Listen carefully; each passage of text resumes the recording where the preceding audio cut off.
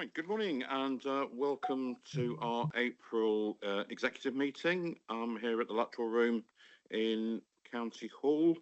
Can I just check everything's okay online? Yep, okay, all good to start. Thank you. It would be my delight and pleasure to try and get this meeting all done in half an hour. If possible, I can nip down to the county ground and watch Somerset beat Worcestershire. However, we will give it due attention, of course, but just saying. Okay, so it is only executive lead members present in the room that are taking decisions at the meeting. Others in attendance are here to provide advice. There are no planned fire drills today. In the event of a fire, please follow the fire exit signs and congregate in the car park. And if anyone needs assistance, please make yourself known to the Democratic Services team.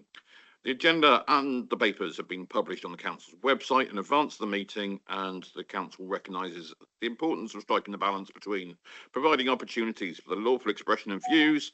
Any unacceptable behaviours or action that causes disruption can lead to our meetings being adjourned.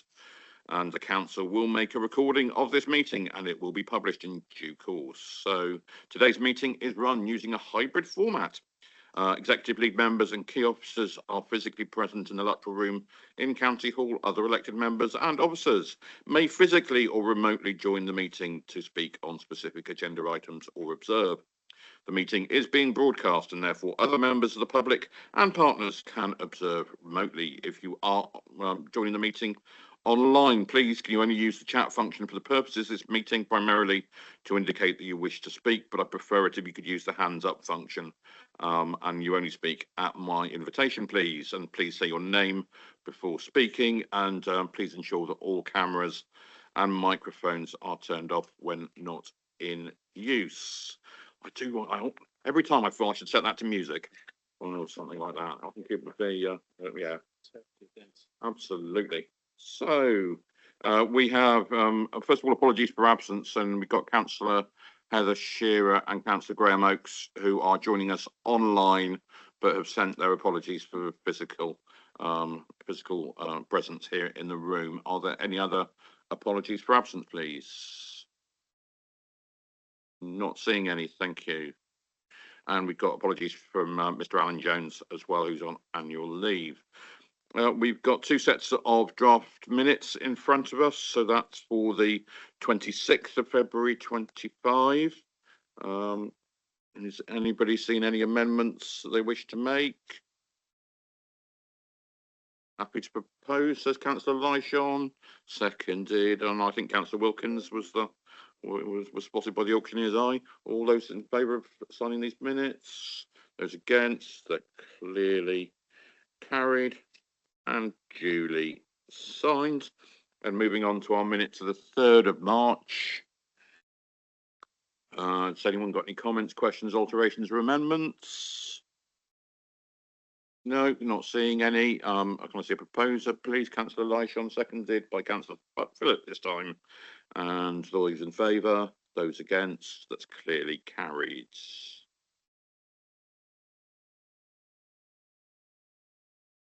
Duly signed. Right. Do we have any declarations of interest in this morning's agenda? So moving on to item 4, public question time. Have any public questions been received? Not received anything after the deadline? Chair's discretion.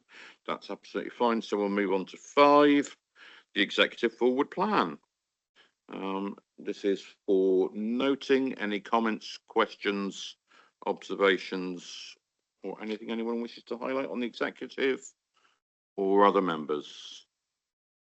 No. That brings us on to item 6. Let's go and should make it for the cricket at this rate. So it's the 2025 General Fund Revenue and Capital Budget Monitoring Report, month 10, end of January. Please can colleagues note that Appendix N contains exempt information, and should members wish to discuss information in this appendix, those questions should be held until after the final agenda item, when we can more easily go into private session, so we don't have to chuck everyone out and back in again for that. Okay, I hope that's duly noted by all. And can I invite Councillor Liz Lyshawn to introduce this item? Thank you, Chair. With 3 papers for this meeting, I do hope you're not going to hold it against me that you won't be able to get to the cricket club too soon. So this report, though, is a further welcome improvement to our financial position for the year 24-25, which of course has just finished, and the position is improved by a further 5.709 million since Q9. So that sees the draw on earmarked reserves reduced to 11.026 million, down from the 36.8 million used to set the budget for 24-25. However, as we all know, we still have no room at all for complacency, and the pressure has remained on all our services to continue the necessary savings through the final months of the what I'll now call last financial year and into the current financial year.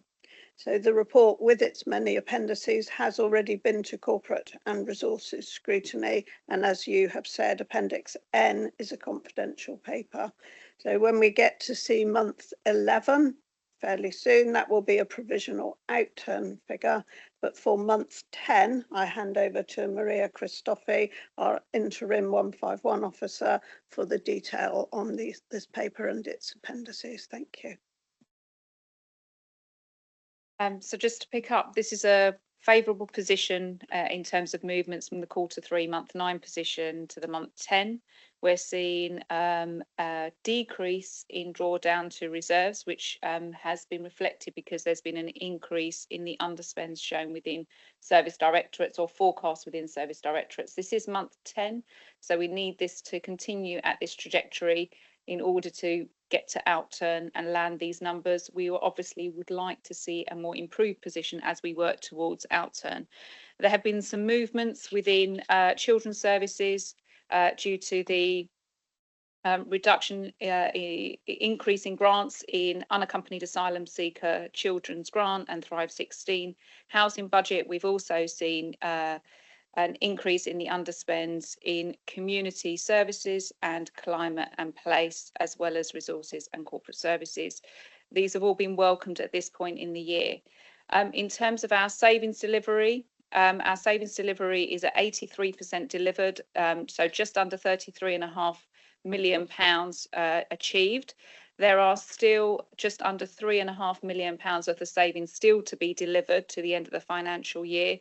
And there are a further just under £3.5 million of savings either at risk or unachieved at this stage in the year.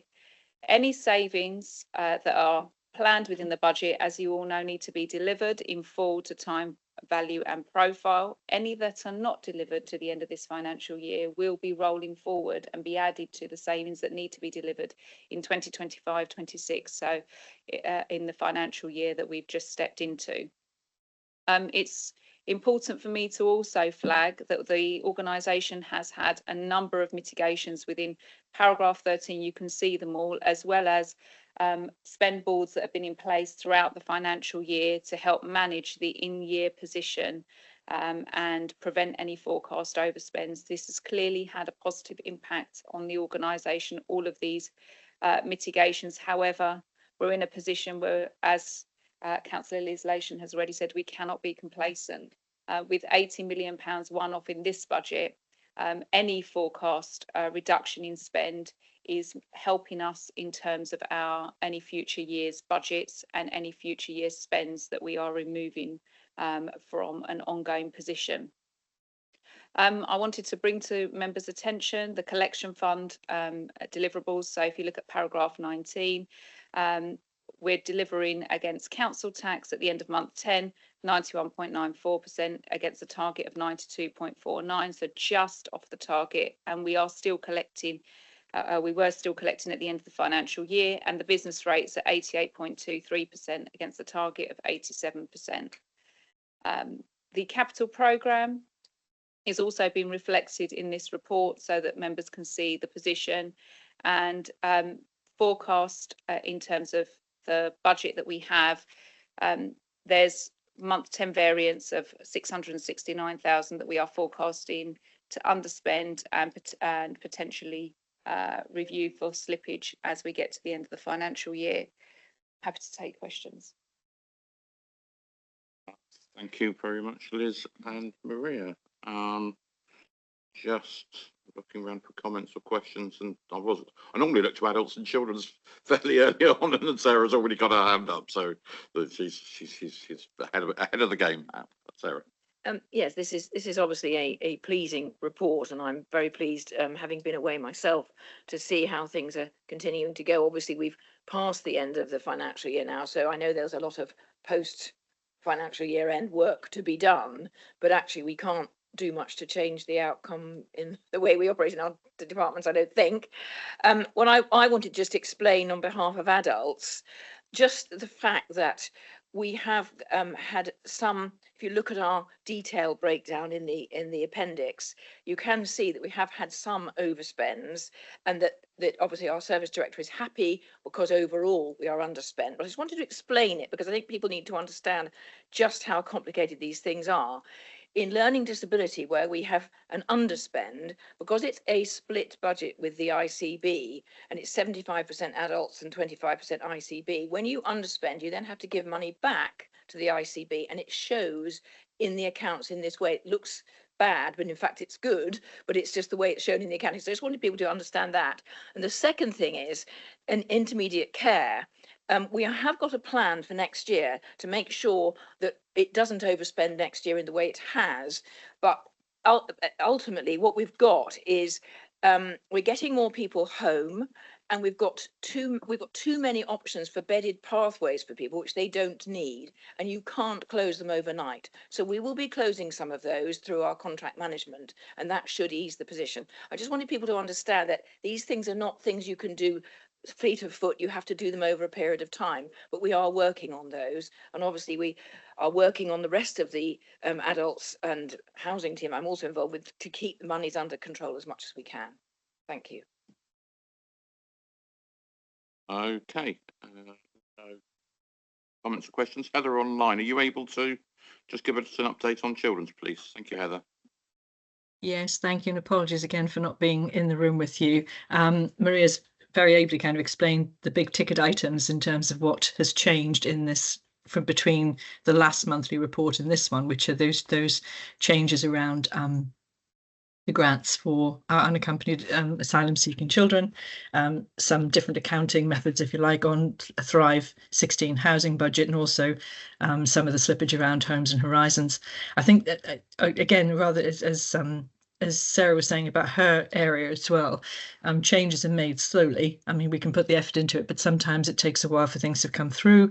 I think the thing I wanted to say, really, and I can get that, as you look through Appendix B, there are lots of places where we've gone up and down. So there's an awful lot of different levers within children's that gives us our overall outturn. And of course, children's placements are still the biggest overspend that we have, which we're continually working on, but it's been mitigated to some degree by underspends in other places. We've done a lot with savings this year, and we'll continue to, but an awful lot of the savings that you see or underspends you see here are around not having the staff in place. So we are really now absolutely, and have been for some time, looking really at our transformation work and the changes that we can start to make now that we've got the new structure in place. We've gone over the 1st of April, and so that's what we're, doing things differently is the most important thing that we can be doing, so that we can get the best service we can for the resources that we have and continue to find those savings. I think we managed about 8 million this year, 9 million. We'll need to do more in the next year, and I think that's really important. So more than happy to answer questions, but the Appendix B, I think, is really helpful for identifying all of the movements up and down. Thank you. Thank you, Heather. Yeah, and as you mentioned, the 12 million on the external placements is what strikes the eye when you look at that table in Appendix B. And I know we've been looking at improving our sufficiency of foster placements, and it would be helpful to get an understanding of how many children are in external placements that would be better suited to being in foster care, which is effectively our deficiency in foster care. I'm aware that we are one of the few authorities that are increasing our number of foster carers, but not at a rate by enough. I wonder whether Claire, you might comment on that. Thank you.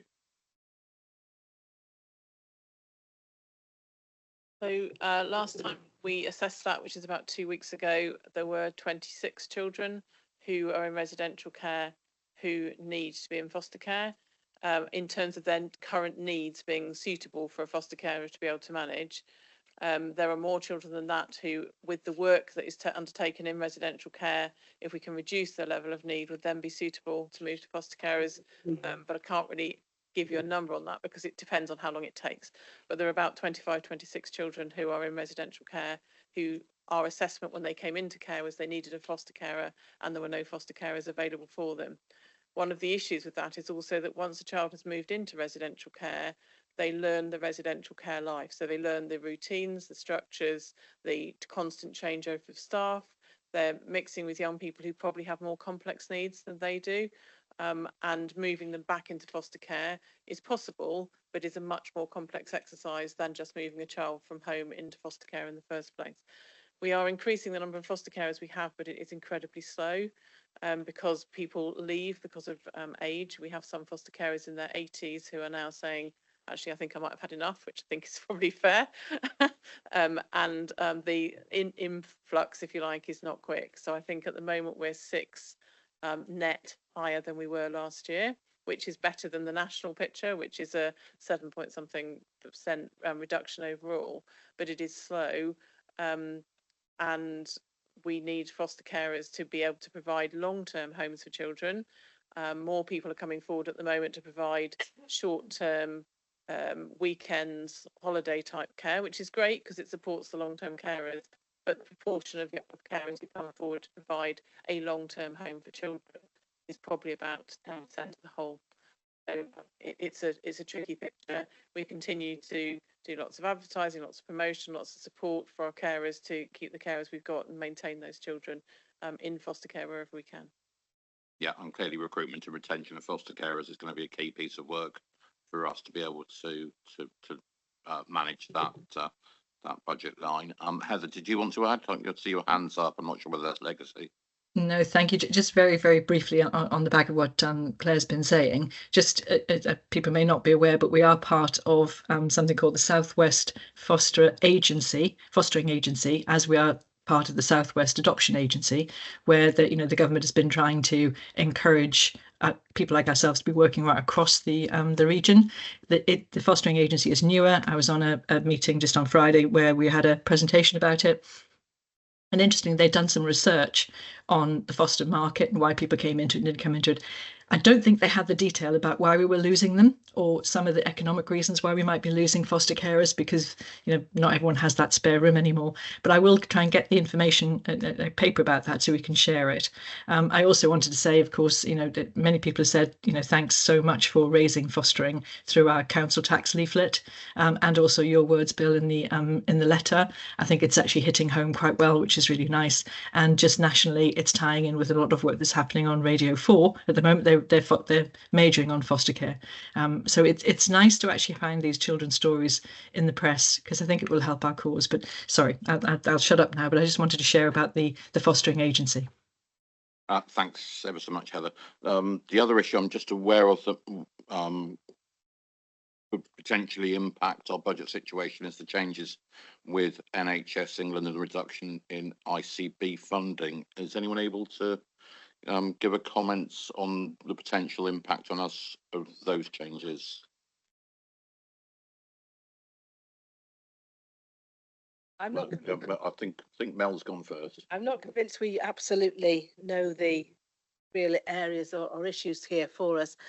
I think we're waiting for that details to come through, and I think that's the problem for us. What I can see, though, is them becoming larger footprints, and I think that's what you'll start to see, is the footprints grow and increase. And I think that's the areas you'll start to see change going forward. And we're already starting to see that happening, where perhaps there aren't the same, perhaps areas haven't got posts in place yet. You're seeing perhaps that expansion of those posts going forward at this moment in time.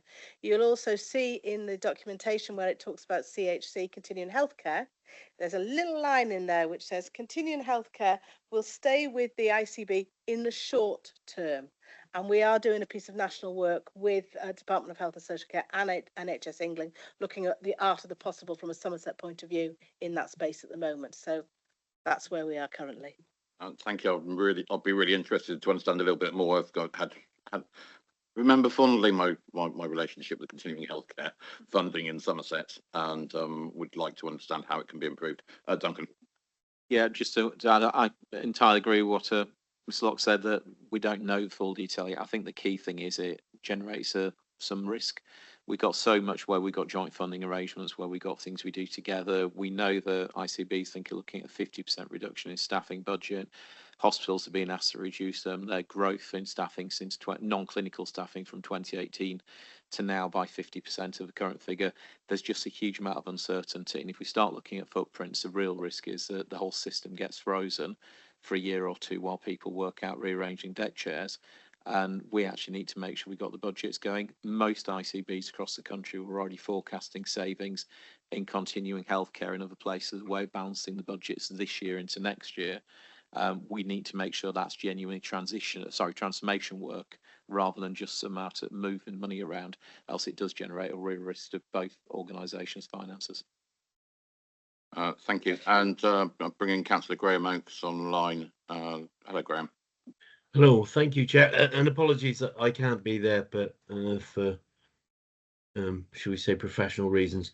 I want to support. I see the opportunities that Mel's outlined, but I have to reinforce the comments that Duncan's made, that the big problem with this is the lack of surety about where we are. And whether it be the health service or local government, it never works well when there's a lack of direction. And whilst I entirely agree, I'd love to see CHC actually operating out of the local authority. That would make a lot more sense, and a few extra nurses coming over to work for us would also be welcome. However, between now and then, or wherever we end up, is that uncertainty is going to be very harsh on those staff, and may have some consequences we don't yet know about. And it's that which I think was more eloquently put by Duncan. So I'll leave it there. Indeed, and thank you for taking the time just to pop in. I know you're at the sharp end of some stuff at the moment at work, so to appreciate you taking the time to be with us today. Okay, Anne Maria. I think the important thing is going to be staying engaged with the health sector throughout this period and understanding the challenges that they may face, but also the impacts that they will have on us, and just tracking those risks. And as they come to drop off or come to fruition, we need to be able to respond in terms of putting our case forward, being clear about how the end-to-end process works with local authorities, because it doesn't just stop with health. That we're talking about real life people here, and how their journey from health into social care, or indeed from social care into health, we need to understand that and work together so that we can get the best outcome for our residents. Yeah, absolutely. And that partnership approach has been facilitated by co-terminosity between the local authority and the ICB. And I look at the various geographies that we are now looking at, and we do need to get some sort of alignment on that, because that's brought a significant amount of benefits. So whatever the future looks like, I hope we don't see the mess of boundaries we see in other parts of the area and other parts of the country in the future, because that cooperation and partnership is so critical for us to be able to deliver outstanding results. Okay, and looking around for other members of the executive, Councillor Federica Smith-Borough. Thank you, Chair. I just wanted to go back to the fostering question and the fostering piece, because it was really good to see it going out within the council tax bills. For me, it would be good, I don't know whether it's through members' briefings or whether it's something separate. Ultimately, when people have got to foster care, there's something that has happened in their lives that meant that they've, needed additional support, or from us and from other people. For me, it's about the prevention, so that we can constantly go, we need more foster carers. But ultimately, it would be, there will always be some children that will probably need that setting and need that support due to, tragic circumstances. But it's about, how do we look to support parents or caregivers on their earlier journey to prevent them having to get to that threshold, and what work we can do to mitigate that, whether that's, I think I've spoken about before? Is it because of the loss of the children's centres 10, 15 years ago that have led to more people not being able to get that support within the community, that meant that that low level support that kind of held families together? Has it been the fact that COVID has led to a huge mental health spike for our children? Or is it that we just live in more challenging times through cost of living and through just mental health and social media and everything else that put pressures on our children? But we can constantly go out and say that we want foster carers, and it's amazing that people want to come forward. However, if we don't stem the flow, for want of a better phrase, by putting in support, we're never going to be able to help people. And actually there are lots of people that are at the lower end that don't necessarily, that need that support as well. Sorry, that's probably be an hour-long debate that we could all have. We could probably sit here, but it's just, I think it's important that we recognise that foster carers is at one end of solving and helping children. Yeah, I think that's possibly because we're on the budget paper, not on a children's paper, and just highlighting that line then unpacks the very deep and detailed story that lies behind that. Well, I think you put that really well. I think beyond that, there's also the defunding of our youth services in Somerset as well, which has had a consequential effect on particularly adolescent mental health and so on. I know Claire is itching, and I can see Heather has got her hand up. Who wants to go first? Heather first.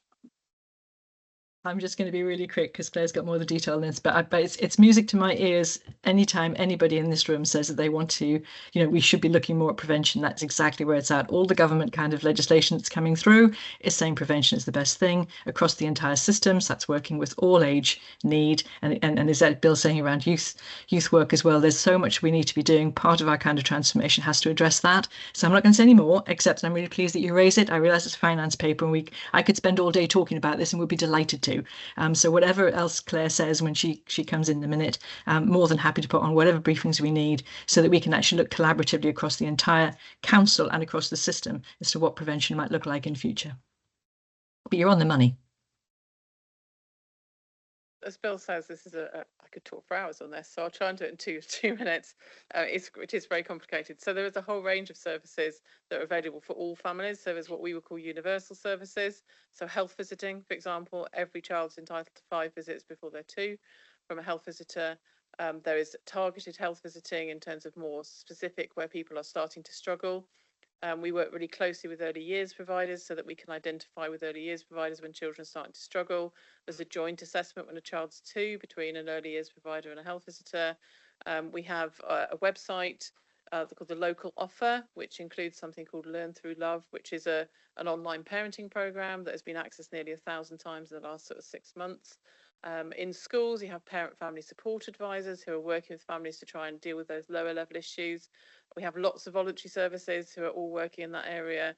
And we have our own early support service for children with disabilities and their families, and our family intervention service that works with young people from sort of 0 to 19 who are struggling in terms of in family relationships to try and keep those children at home. And obviously when children come into social work, social worker is not about children taking children to care. It's about trying to keep children at home. So there's a whole, probably 2/3 of the service is focused on trying to keep children at home, and only that top third is working with children in care and care leavers. As Heather says, I'm very happy to talk to you about it in more detail, but there is the whole focus of all the services is how do we keep children at home? And you'll have noticed in the government, all the government rhetoric at the moment is both for adults and children about prevention, about keeping people in their own community, keeping children at home, because outcomes for children in care are not good. They are, a significant proportion of the homeless community, a significant proportion of adults have been in the care system, in the prison system as well. So trying to keep children at home and do that so it's safe for them is definitely the best option. And that's our mantra and our aim and everything. Indeed, and the numbers for those in foster care compared to residential care for outcomes later in life are significantly better as well.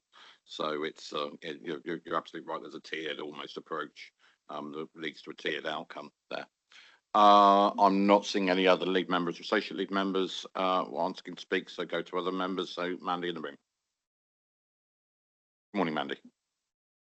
Good morning, and thank you for the time to question. And I'd just like with regards to what we've just been discussing, just to big up our third sector. I know in West Somerset, Home Start do a huge amount of work, so just an opportunity to thank them. So just coming to the paper, and I'm referring to page 134, which is around the town deals. And I think the wording in the paper is that they're due to be complete in time and within budget. And I just wonder how that relates to the Life Factory. And also following on from our impassioned speaker at the recent full council, it's not clear from these reports that these are not wholly in the hands of Somerset Council. We've got others that we're working with. So my questions are around the Life Factory, which I think you would probably expect. And I know that I've had conversations with Liz over, I should say Councillor Lation, around this previously. And I know we had a conversation probably some 4 or 5 months ago, and I understood the report was just about complete at that time, and obviously there's some considerable time passed since. So my first question is it complete and have you seen it? That's the first question.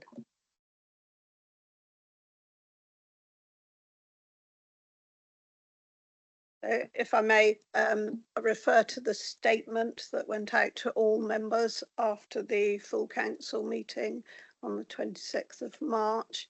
And we referred in that statement to the summary report having been completed, but that it threw up further questions, which are now being further examined. And so that is why we are still at the moment not able to publish anything.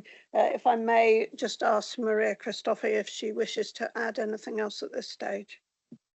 I think you've covered that very well, Councillor Lation. What I would say is we need to ensure that SWAP continue their work and bring it to the end of conclude their work. And until they conclude their work, they need to be able to re-examine items and review items if they feel they need to. We just have to be patient with that and ensure that the work is concluded before any report is issued. Thank you. If I could just respond to that, obviously since that 26th of the 3rd, we're now quite a few days down the road, so there isn't an update on that from what you've said. And I suppose my concern is this piece of work has been many months, and I understand you need it concluded, but I would really urge that is done as quickly as it can be, so that those with lives and livelihoods all embroiled with it can reach a conclusion for them. And I hope that you are encouraging that piece of work to move at pace. Thank you. The work is continuing by SWAP, they are working on it until it reaches its conclusion. Thank you, Maria. Any other members? Councillor Rodriguez. Thank you, Chair. I've got 3 questions, if I may. One for Councillor Lation, one for Councillor Rigby, and one for Councillor Wilkins. And I'll do them in that order. The first one's on Appendix J on the savings. Maria's mentioned it. The report shows just over 3 million being classified as unachievable. However, when I was going through the reports, there's kind of no detail on how that's changed over time, or which savings moved from being at risk or on track into this category from the previous report. So I had to look at the previous month 7, I think it was, report to find that the unachievable figure was then 1.2 million compared to the 3.1 this time round. So it has increased quite substantially. So my first question on that is, in the future, can these tables be clearer so that we can track from one reporting month to another where the difference is and what's changed, because it's not entirely clear when I read the report. And also, of those unachievable savings, are they all baked into 25-26 financial year? And I'm wondering what impact that has on the budget this year and next, particularly a small point perhaps, if these are going to be achieved next year now, the resources to be able to achieve that is also going to be needed, which perhaps are resources which weren't envisaged originally, which may be taking some resource from some of the other savings that you were planning. So just wanted to understand that a bit better, please. If I just start by saying movement on the at-risk savings we can incorporate that. Thank you for that suggestion. It's a good idea. I find in the main table that covers all of the lines in the budget, I find those columns on the right really helpful, so that we know. I'm just looking for the page number for table 1, table 2. So table. Oh yes, sorry, I'm on table 1, so I find the ongoing pressures and the one-off pressures and the movement from Q3. I find those columns really helpful, but I think what you're looking for is a summary on savings at risk and the movement there, so we can add further column there. That's a good idea. Thank you. I hand over to Maria if there's anything further to add, please. Thank you, Councillor Lation. So in our report, table 2 does show the percentages, but you're quite right, we haven't put that in. I think it's a huge improvement that we're tracking the savings publicly on a monthly basis and that you have this visibility. Remember, this is the cash delivered and banked, not the initiative coming to its fruition. So there will be initiatives that have had a lot of work undertaken all year, but yet the cash side of it hasn't completely landed. I would expect the cash to be landing as quickly as possible in the new financial year, and I wouldn't be expecting the initiatives that are not quite delivered to this financial year to be in a position where they need excessive resourcing in order to deliver. The initiatives have been agreed quite some time ago. They've been in delivery all year. Just because they haven't been delivered doesn't mean they suddenly need an influx. I would expect the relevant executive director and service director responsible to be delivering on those savings. And we will be tracking them from the first report, so that if there's anything that doesn't deliver straight away and needs to be tracked throughout the financial year, we will be tracking them publicly. A slight change in how we've addressed savings in the budget report is that a lot of the savings that we have agreed for 25-26 will already have been delivered before we got to the end of March. So we shouldn't be tracking many savings, but the template that we've now set up, including rolled forward savings, including new savings and the categorisations, and I am going to change the name of the red categorisation for the next report because I don't believe unachievable is a good name. Not achieved yet, I think, is more appropriate, and that's what you'll be seeing, because anything that's in this budget, or indeed any budget, should be robust and deliverable. Just conscious that makes the acronym NAY, which I'm a little bit concerned about. However, the NAY column is going to be coming. You had a question for Councillor Rigby next, I think. Thank you, Chair. Yeah, just a quick one on Appendix L. Just looking at the Bridgewater Town Deal Capital Programme, it includes budget allocation stretching to year 27-28. However, as I understood it, at least by what I can read on the Town Deal website and the Somerset Council website, that money's either got to be spent or allocated by March 2026. So I'm wanting some clarification as to why it's showing in the capital programme for money allocated up to 27-28. And does that mean that the projects envisaged in the Town Deal perhaps are levelling up? The other projects perhaps have a deadline of March 26. Does that mean we're not seeing them finished until 28 as well?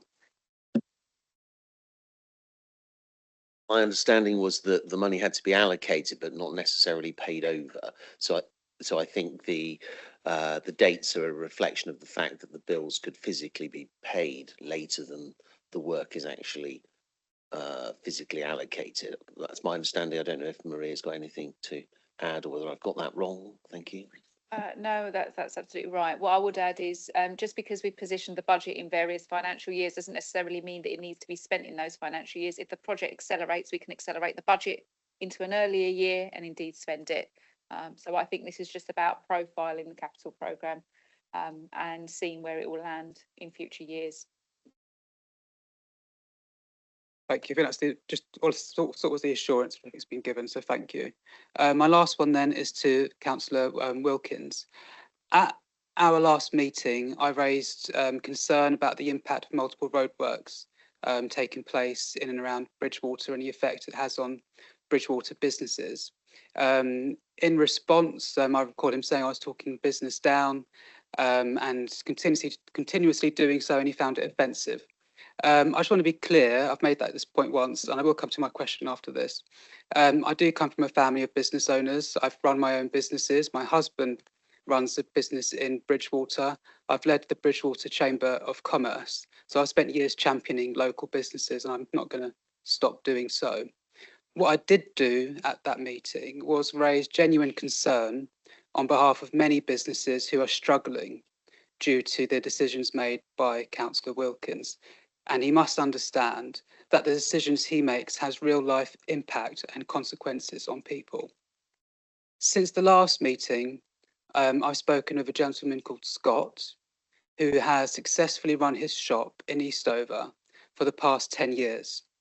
He told me that since the council decided to fully close Eastover in January, scrapping the originally proposed one-way system, footfall for his store has dropped, deliveries can't get through, and he cannot load or unload stock, and his trade has collapsed. He told me that March ended up being the worst month he's ever had in his 10 years of trading. And now, after a decade of trading, Scott is being forced to close his business. He told me that no one from this council came to speak to him before the closure, and no one's been to speak to him since. So I asked Councillor Wilkins, with his decisions forcing Scott to now shut the doors of his decade-long Bridgewater business for good, will he apologise to Scott? Thank you for that question. And I do fully believe that it is important to talk up the fantastic businesses that are in Bridgewater and the importance to understand that the work that was introduced, that started back in 2007 under the Conservative administration,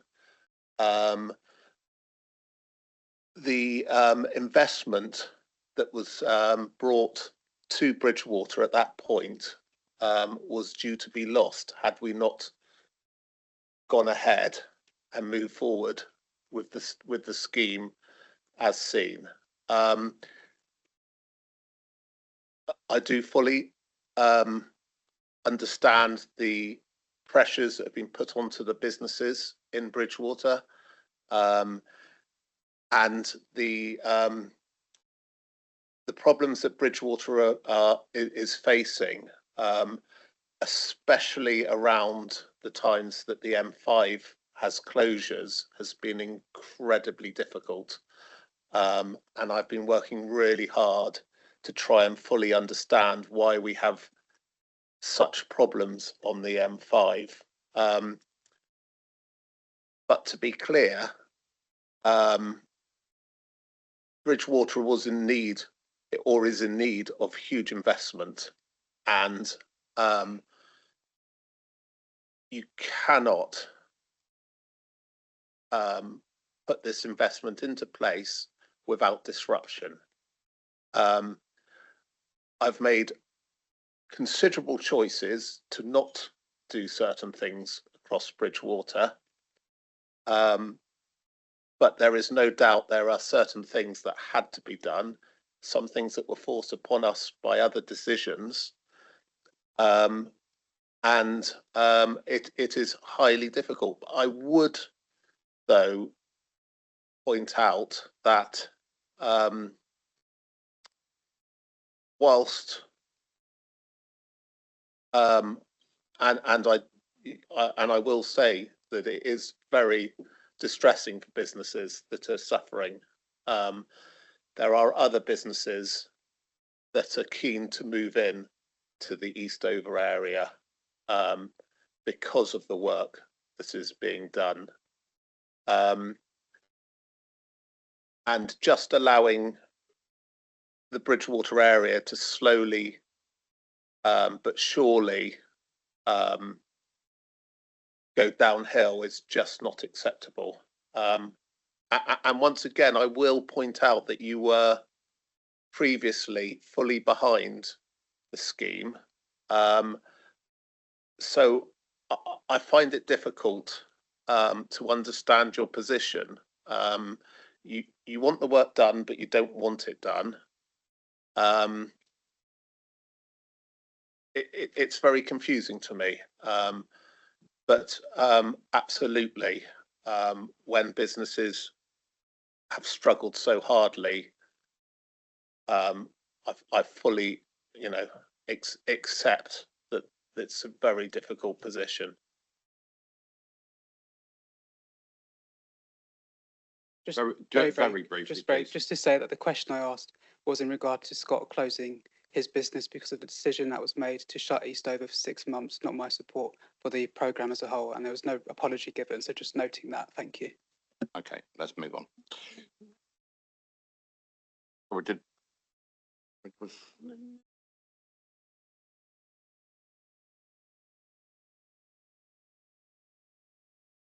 okay, yeah. Are there any other members that wish to ask questions or comments? One thing we haven't covered is the DSG deficits and the potential impacts of that. I just wonder whether we could go into that. My apologies. It was meant on my mental list. It just proves I should write my lists down these days. Thank you very much, Leader.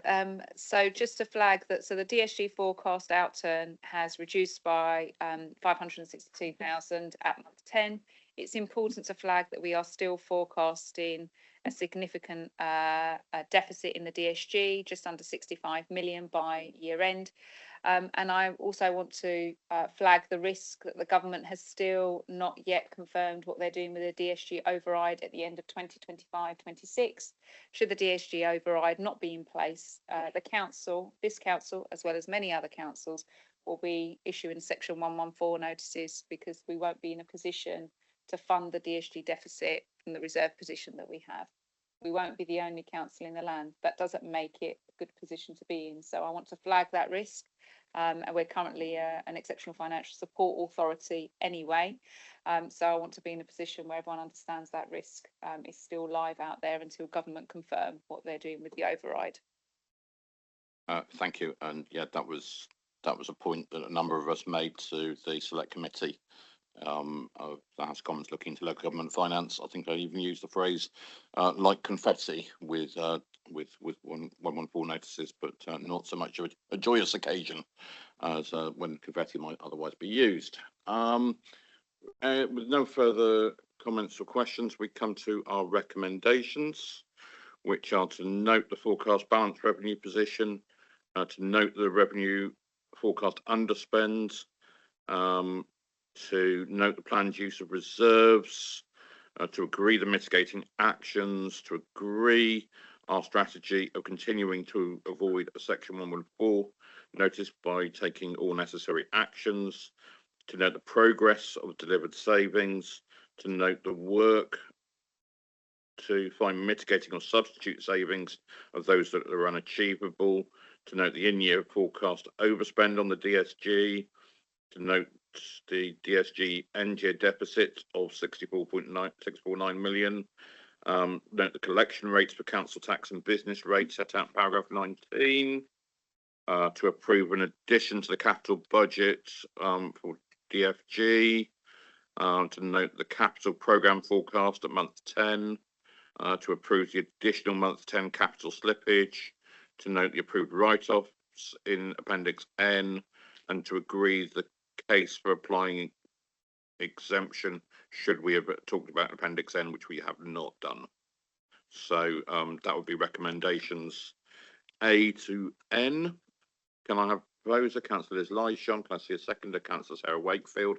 All those in favour, please. All those against. That's clearly carried, which means that we move on to item 7, which is Hackney carriage rank positions in Yeovil, which is on pages 145 to 168 of the pack. Can I invite Councillor Federica Smith-Roberts to introduce the item?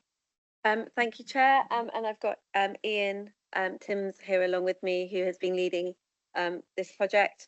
The proposals that are before us, which are the 8 different changes put in the recommendations, have been put before us today because of the different changes that we are doing as part of Yeovil Refresh. So as part of that work, we need to look at the different taxi ranks or the Hackney carriage rank positions within the town centre, to see how they work and to make sure that we've got the right model for those that are needing them at both at night time and in the daytime. So by doing that project, it's been through licensing, we've done a statutory consultation, we've been in contact with the Oval Town Council, local council members, and these are the recommendations that are here before us today. Thank you very much. And Ian or Chris, is there anything you'd like to add at this stage? The only thing, Leader, was I've just spotted in the recommendations in the paper that recommendation 3 may be incorrect. It should be remove the 2-car rank in Stars Lane. I think somehow or other a car park has got added to it. But just for clarity, recommendation 3 is remove the 2-car rank in Stars Lane. Okay, thanks for spotting that. Can I just double check, Ian, because that's what I've got in front of me on the paper on page 145. Just in relation to recommendation 2, we've got to provide a new nighttime only rank in Stars Lane car park. Is that still staying the same? That is correct. So those are as printed. Okay, thank you. Any members of the executive wish to comment or ask a question at this stage? No, which leads us on to other members of the room and Councillor Faye Purbrick. Thank you, Chair, and thank you for bringing this paper forward. I absolutely support everything apart from one part of this paper, and that is the move of the rank from Silver Street to Princess Street. And this is something that I've been fighting for as the local member for the last 7 or 8 years.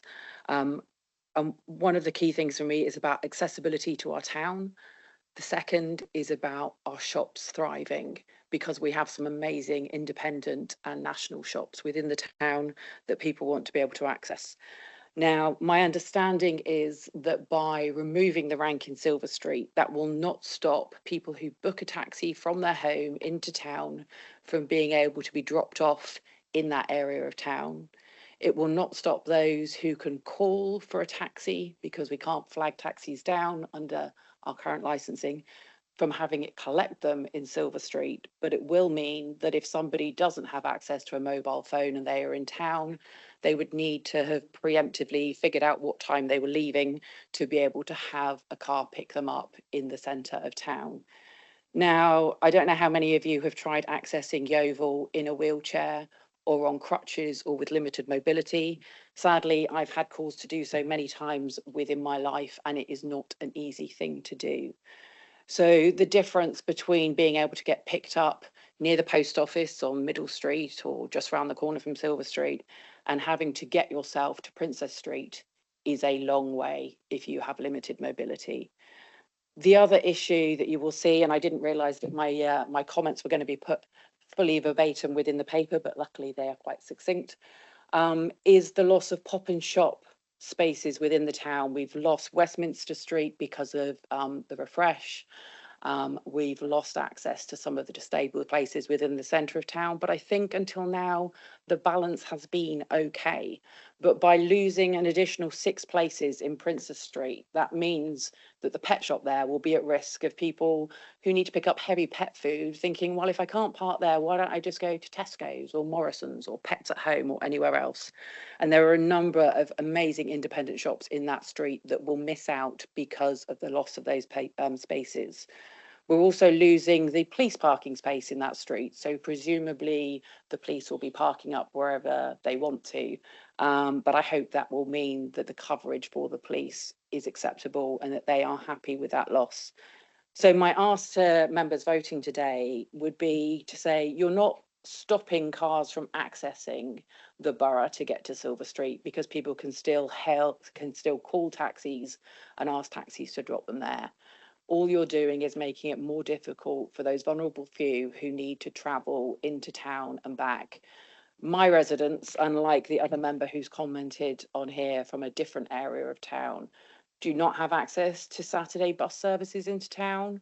My older people are reliant on being able to either drive and park or use taxis if they need to access the town centre. So please don't stop them from being able to access vital services like the post office, vital social spaces which Marks and Spencer's seems to be the centre of for many of our older people.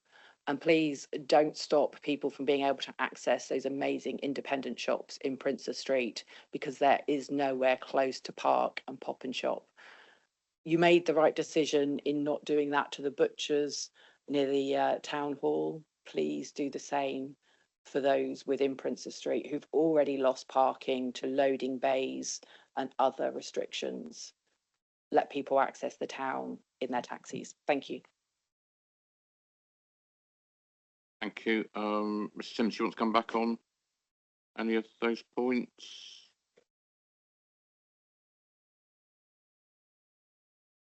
I think probably the only thing, well, there obviously is a loss of six general spaces there, and there has been an alteration in parking.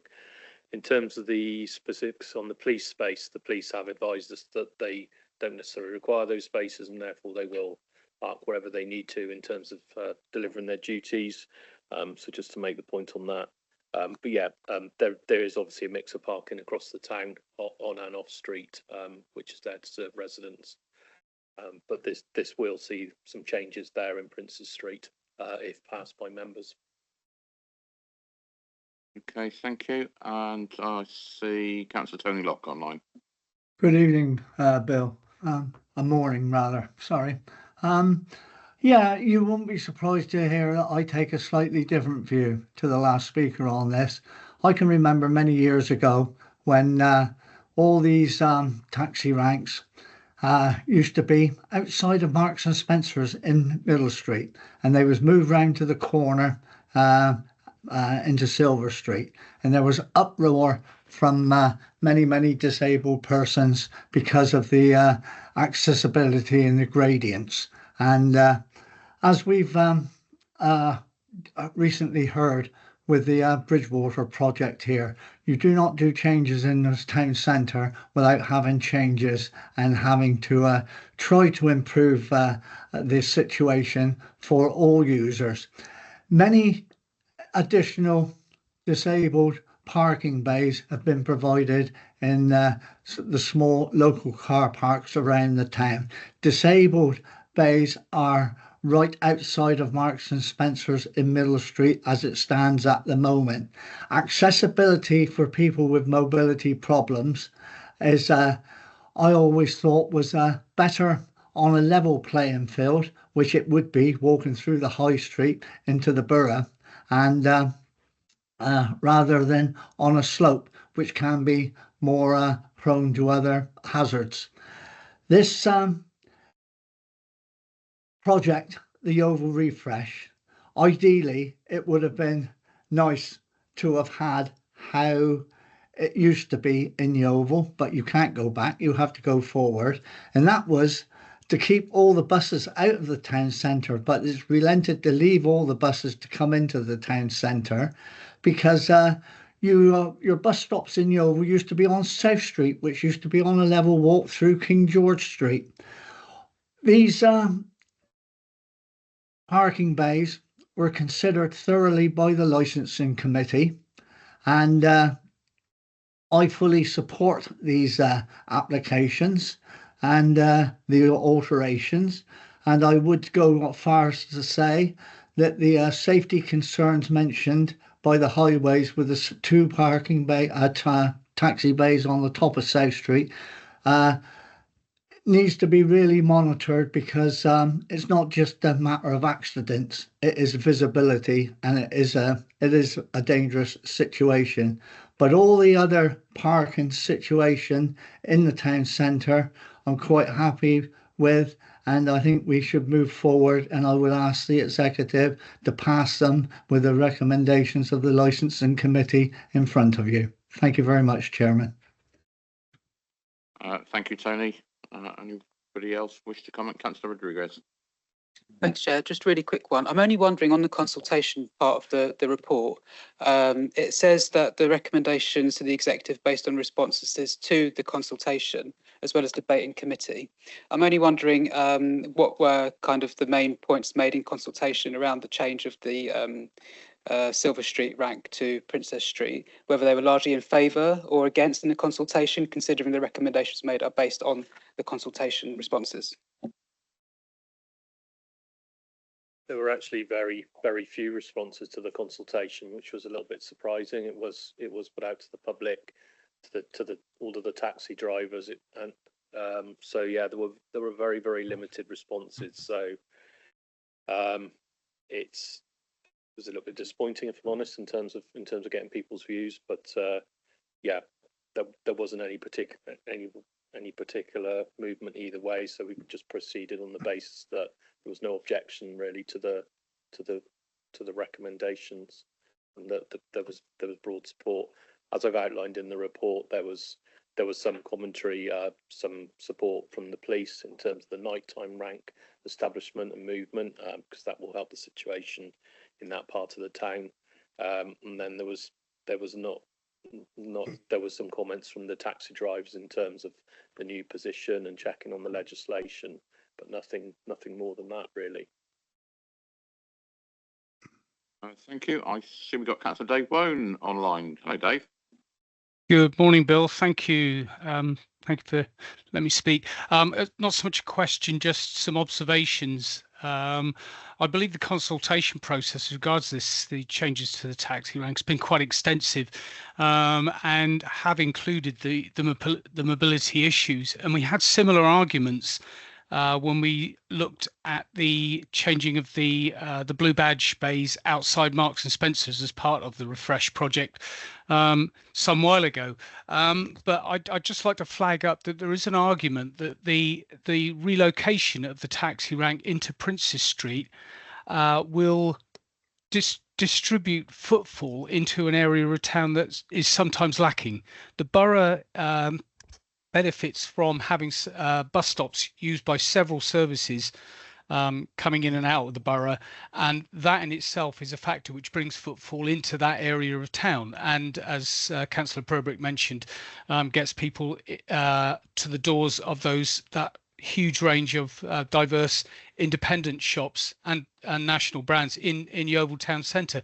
I have listened to some of the businesses in Princes Street historically and recently, and there is always concern that they miss out on what goes on in the town centre. In other words, there is a lack of footfall in Princes Street, and I do believe that the relocation of these taxi ranks to Princes Street will, as a spin-off, bring much needed footfall to that area of town. So that's all it was. No question, just that observation. Thank you, Dave. Councillor Purbrick, I'll let you come back briefly.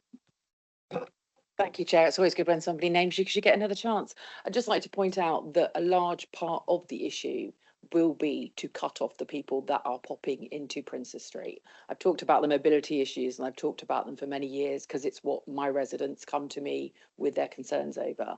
But losing that parking within Princes Street will take people away. A lot of the stores there are the kind of place you pop into. And if you have to walk to get there, people go elsewhere. I know because they tell me it, and we've seen it happen in other parts of town. The butchers, it does make a difference to the fact there's only a few spaces outside now rather than lots more. So regardless of whether you care about the mobility of people accessing them, the loss of those parking spaces, 50% of the parking spaces having already lost a considerable number from the opposite end because of the loading bays being put in, will affect the way that people use that street. And to be honest, whenever I'm in Princes Street, there's a lot more people walking along that than most of the rest of town because it is accessible. You can get to it, you can park to it, and it has some amazing independent shops and services that people are regularly using. Please do not stop that. Dave, I'll let you come back in. Please, can we Thank not you. just name? Can we just not keep naming each other because otherwise we'll be here forever. Well, I was not named, but I did put my hand up. The argument is being put forward in from the perspective of the shoppers who come into town. The argument I'm coming from is the businesses. The business sector is struggling with lack of footfall in town, and I believe that these the relocation of these taxi ranks won't impede people getting in and out of Yeovil, but what it will do is distribute much needed footfall a little further across the town rather than concentrating it all in one place. So I'm in favour of it. Okay, so we've got a recommendation from the officers where clearly there's some disagreement amongst local members. Did we have any feedback from the town council or chamber of commerce on these changes? I'm sorry, Faye, you've had 2 goes. Point of order, in fact. I am the local member. The others are members from around outside of the town. I am the local member for the centre of town. The other local member for the centre of town, Councillor Soughton, isn't here. I don't think he's online. But when they keep saying they're the local member, they're not. I don't tell people how it works in their part of town. I speak to people. They've been coming to me for 8 years about this. I am the local member. Thank you. Okay, I don't believe Councillor Soughton is online, but he is on the licensing committee, and I believe he takes a different view to you from previous conversations with him. Okay, right. Dave, I'm not going to bring you back in because I think we've kind of exhausted that. And I see 2 hands online. Tony, did you want to come back briefly? Briefly, the town council, after reconsultation, supported, as the officer will verify, supported the application. And the Chamber of Commerce? I wouldn't know about the Chamber of Commerce. No, I'm sorry, I wasn't necessarily asking you. You've given the information on the town council, which I asked. It was the Chamber of Commerce was a separate one I asked. Ian, are you able to comment? They didn't make any comment, Leader. They didn't make any comment. Dave, are you able to advise the Chamber of Commerce? Not at this point, Bill. No. Okay. Right. So I will move to. I think we need to now move to a proposal. Or thanks ever so much. So Frederick Smith-Roberts. I'm really comfortable proposing what we've got in front of us today. As we've heard, the town council are happy.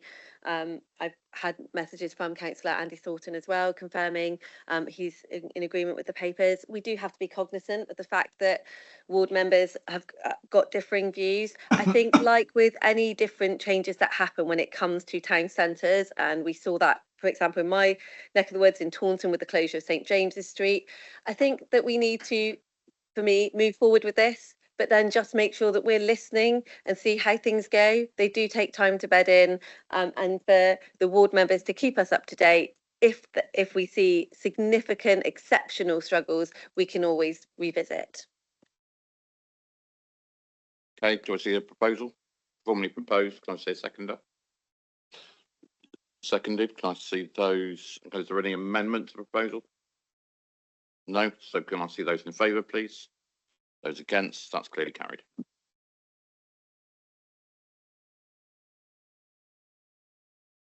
Thank you very much, Mr. Timms. And we'll move on to item 8, which is our anti-fraud and corruption policy review. Councillor Lyshawn to introduce, please. Thank you very much, Chair. So first of all, if I may express my thanks to Ben Bryant, who's Head of Corporate Finance, for the papers for this item. And my understanding is, if agreed today, these papers will go to full council, most likely to the May full council, our annual general meeting.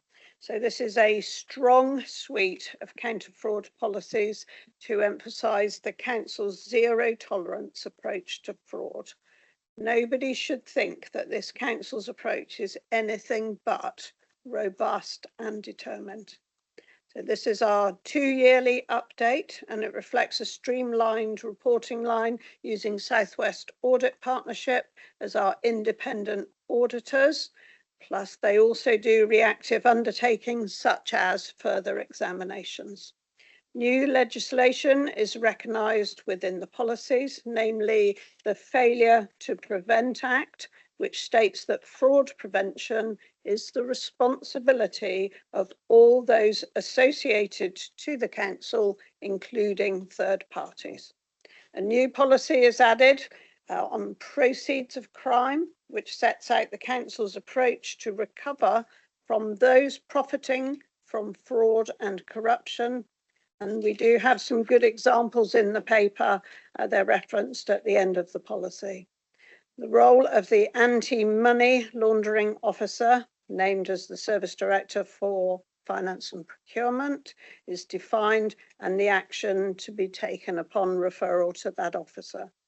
Also, worth mentioning, Chair, that we have supplementary associated policies such as whistleblowing, the RIPA, which is the legal ability to undertake surveillance, which we've considered earlier, I think in this year, fairly recently, the cybersecurity and data management. They are not included today, but they do form part of the whole governance of this council. So we've previously talked about improving the awareness and taking further action on training and prevention within the new counter fraud role. And I'm pleased to say that Ben Bryant is in the room with us today. If we have any questions from members, I'm sure Ben will be able to give us the detail on any or all of these papers. So happy to take questions. Comments or questions from? Okay. Any comments or questions from members of the executive? Councillor Wakefield. Yes, I'm pleased to see this suite of papers come forward. As always with policies, and I find this on the HR committee, they are incredibly complicated and detailed, which is a really good thing. But I always wonder how staff members are going to access them successfully and understand them. Now, what I'm going to ask, the question I'm going to ask is on page 192, it talks about agree and implement a training plan for staff and members in relation to fraud and ethics. And I think that applies to all these various things. I think that that training should be mandatory. It says that some of it is for staff, I think, but I'm not quite sure about members. But I mean, as I know, ignorance of the law is no defence. And quite frankly, in these cases, we can't afford to be ignorant. So everybody must do these training courses so that everybody knows when this is happening and should be able to pick it up. Even if, I mean, when I was a solicitor, the worst thing was that you were supposed to note that somebody was doing something fraudulent, but not tell them or anybody else except the authority, and then carry on as normal, as if you were doing the normal transaction, which you couldn't do because you were told you mustn't do the transaction, but still pretend that it was all okay. And that was extremely difficult. And I don't think we have those sort of things here. I don't think we do. But actually knowing when something is being done or is about to be done or is going to happen to push things off the rails or in the wrong direction, we need to know that. We need all our councillors to be alert. So I would hope we can introduce mandatory training on this. Thank you. If I may just come back in, so where it says on page 192, Somerset Council staff are required to complete mandatory fraud training once every 2 years. I think there might be a question for us about new staff or staff transferring from another role. Maybe you could come back on that, Ben, either now or later if that's appropriate, but now preferably. Yeah, I think I'll come back in terms of detail later, but just to note, we're reviewing that mandated training at the moment and looking to refresh and strengthen it. I'll take your comments on board in terms of, we did do an audit committee training session, but how do we roll that out to wider councillors as well? So once that work's underway in the current months, so we'll come back and confirm exactly what we've rolled out. If I might just add, Chair, that training for the audit committee I thought was a really good training session, and there are many things that one might see in one committee and think actually all 110 members should see that. I don't know if that's anything that you wanted to pick up, Maria. I was going to pick up the mandatory training is an absolute must for all members and staff. As Ben said, we're reviewing it, and I would suggest that as we move forward, we might consider it being an annual thing that happens so that we keep people updated in that way. All of these have been through, so the strategy, the anti-fraud corruption strategy and policies have all been through audit committee on the 20th of March.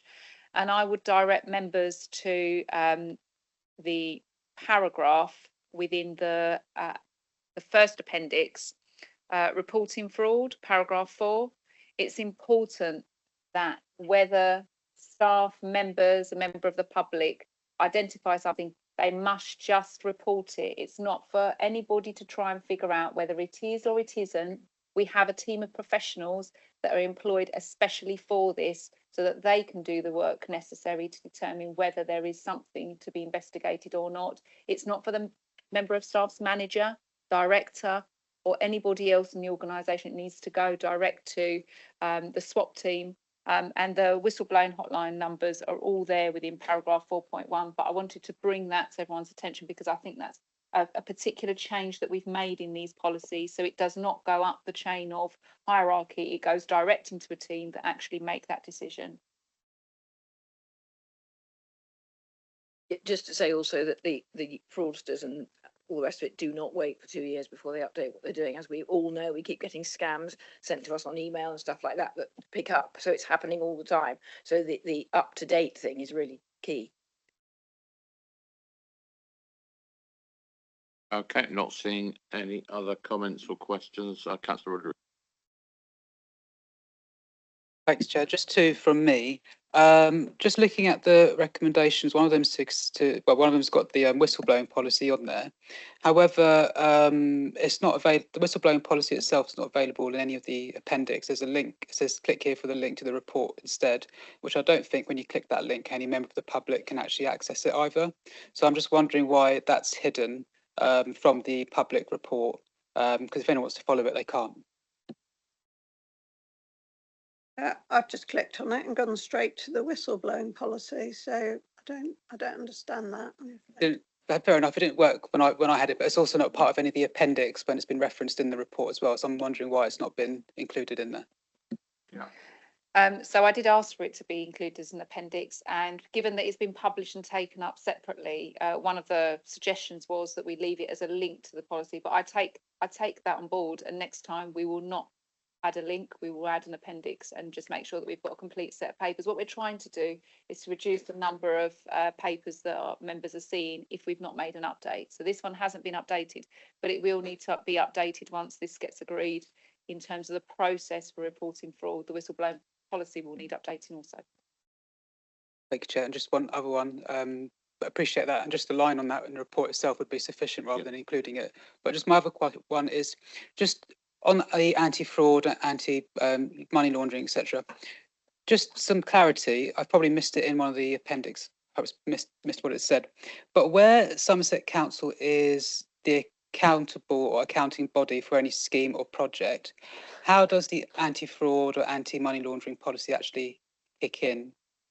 Or how does that affect Somerset Council? Could I just clarify that Somerset Council, if you're talking about any of the levelling up monies from government, we are the accountable body, which is very different than being the accounting body in my view. So I think as an accountable body, if I was going to draw you a diagram, I'd have government, where the funds come from, to the accountable body, to the project, and some projects are run by the council because they're council property or land or highway, and others are run by third parties. And then we have Southwest Audit Partnership, where we've already gone through their part to play here. So I think it's really clear what it means to be the accountable body. I think we're accountable as it is in that statement on the Life Factory project. We are accountable for every pound of that maximum amount that comes from government for a town deal, for any other levelling up project, and we have to be able to account for that, and we have to make sure that our processes are in place so that when government, whether it's MHCLG, whether it's maybe DCMS or any, they're of course also accountable to Treasury. So we have to be absolutely sure that what we're doing can go up from us to the government department, MHCLG or DCMS, if you're looking at the Octagon project, and that they are then able to go to Treasury with confidence. And that's the work we have to do. And it takes as long as it takes for us to be sure that we're doing what we need to do as the accountable body. Not sure that helps at all. I think it's all included in that statement that came out from this council after the last full council meeting. So just for clarity, those particular documents then, they're related, where Somerset Council is the accountable body for any project, whether it's levelling up or not, that all of these policies, suite of policies kind of kick in as well to those sorts of projects, do they? These suite of policies govern Somerset Council. That's the important thing that you need to recognise when looking at these policies. And if anyone has any concern about anything within Somerset Council, the page that I would direct everyone to is 179, which is the reporting fraud process, so that everyone knows what to do. I said to you it was paragraph 4, which it is, but it's actually page 179 for clarity and for ease. I think Councillor Rigby might be making a note of that for social media as well, possibly. Mandy. Thank you. Of course, it's incumbent on all of us to have due diligence in all of our dealings. That really underpins everything.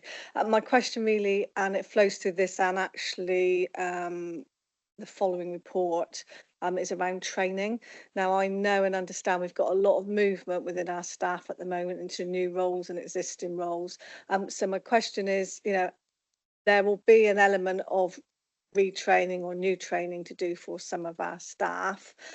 Who's sort of overseeing that organisationally wide?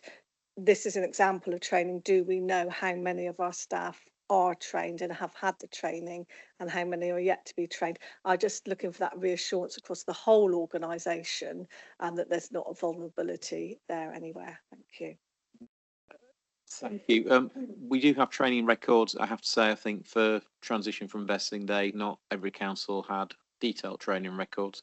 But I think it's already been mentioned by Ben that we are looking at wider training and looking at what needs to be in mandatory training. Obviously, these are new policies, so people haven't been trained on the new policies as yet, but we will be rolling out training on these policies if they're approved. Thank you. Will we have sight of that somewhere? It's just, where do we get that assurance that, one, you know, we're quite a way into a new council now, that it is captured somewhere, and I suppose that the organisation is safe in training terms. I would assume that would go through HR committee, and the chairman, who is sat to my left, will probably say yes or no. Well, if that's your assumption, leader, then who am I to contradict you? I'm well used to it, but yeah, if we could just highlight that for the HR committee for something on their agenda, I think the point's well made. Okay, any other members? No, not seeing anything. So formal proposal, please, from Councillor Lyshawn, seconded by Councillor Wakefield. So the recommendations are that we note the suite of anti-fraud and corruption policies that's gone through audit, and that we agree to recommend them to full council, and we note the updated annual counter-fraud strategic action plan as well. So that's proposed and seconded. Favour? All those against? That's clearly carried.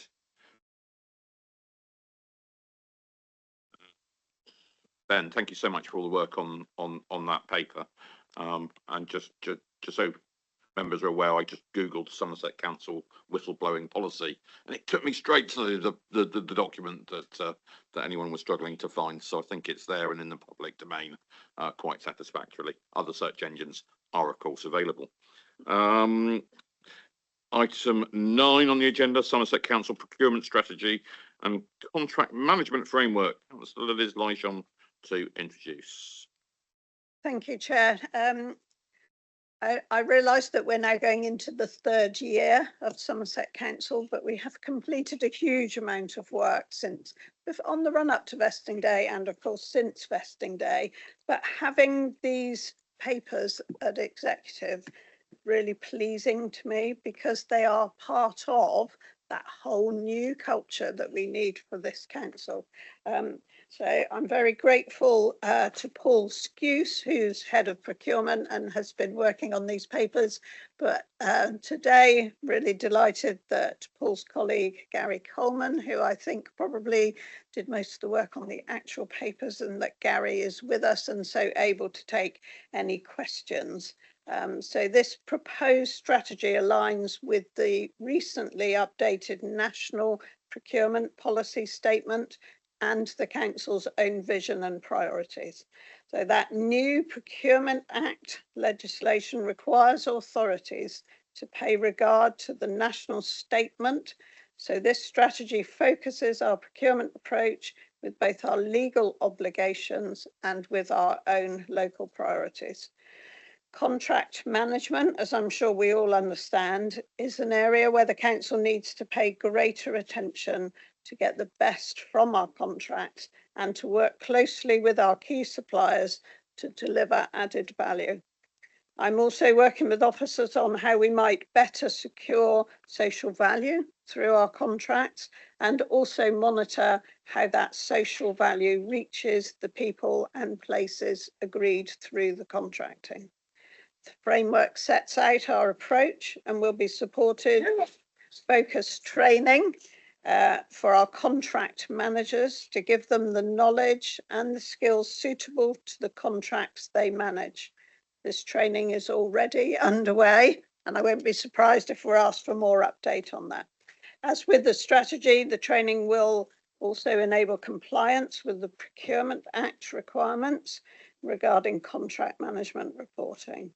So both of these important documents also meet with recommended audit actions. And as always, I thank the Audit Committee for their diligence and their support in driving improvements to Somerset Council and how we spend public money to best effect and best value.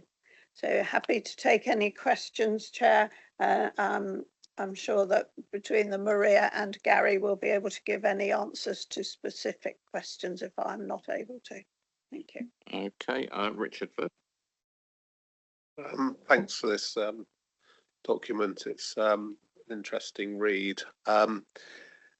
It's been well understood that one of Somerset's great strengths has been its working with other outside bodies. Do you feel that this strengthens that work?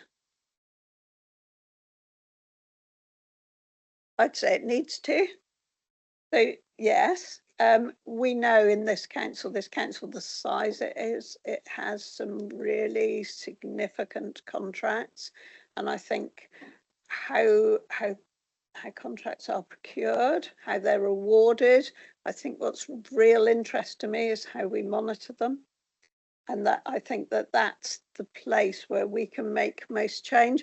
I've spoken to people in other organisations and companies, particularly on social value, and they talk a lot about social value when they're tendering, don't talk about it too much once they've got the contract. And I think those are the kind of areas where we need to be a lot smarter so that we make sure that where it is Somerset people's money being spent, that we do indeed get the best value in every form, including the social value from those contracts, some of which are really significant size. And we've talked about the training being commensurate with the size of contract. I think that's really relevant too. Yes, I obviously also welcome this framework and the work that's been done in producing it, and I recognise that the Procurement Act has changed and updated what we have to do. What I want to say really is on behalf of the department that has the biggest budget, of which 90% is spent on services really, we've got 3 people doing our contracts and they're having to do the management as well. And that isn't really enough to do it in the way that this sets out. So I'm not saying they won't be doing it, of course they will, but this is a very comprehensive set of plans and ideas about how this should work. And I think management is really key if you're spending a lot of money, make sure it's going in the right way and it's being spent properly. But I think we're being asked to do something that is extremely difficult in the area of adult social care in particular, is the management of these contracts. It's something that's been mentioned to me actually by some of our contracting parties when I visited them about the management. And whilst we would love to do it in a more how could I say, sort of a better way, and do it more in a more obvious way that we can see, and we will have to report back, I'm sure, under these proposals as to what we're doing. But the number of contracts that we have to do, and the number of renewals and revisions that have to happen over the years of these contracts, means that the management side of it is a challenge. I would say it's a challenge. If I may come back, completely acknowledge that contract management takes time, and it needs people who really know what they're looking at. So we'll arrange for a meeting between procurement contract management teams with the adults team, because between us, we absolutely have to make sure that we get that best value for Somerset People's pound, whether it's the income, whether it's from council tax, business rates, or from government grants. We do have to make sure that we deliver that best value. So we will arrange a meeting so that we can work together better. Thank you, Sarah. But also, just just by way of comfort, I mean, obviously in the contracts we have all sorts of KPIs and things that are written into them, so that they are quite tightly drawn. That's not the problem. The issue is really the staffing time in actually getting out and seeing different things going on. And a lot of them obviously are with third parties, because we're commissioning all these third parties whom we have long relationships with. Some of them we don't, but whom we obviously trust implicitly, having gone through the procurement process in what they're doing. But actually, to me, to want to be sure that the money we're spending is absolutely going where it should go and being spent in the way it should, I think we need more staff for that. But that's just a problem with the issues we have as a council anyway.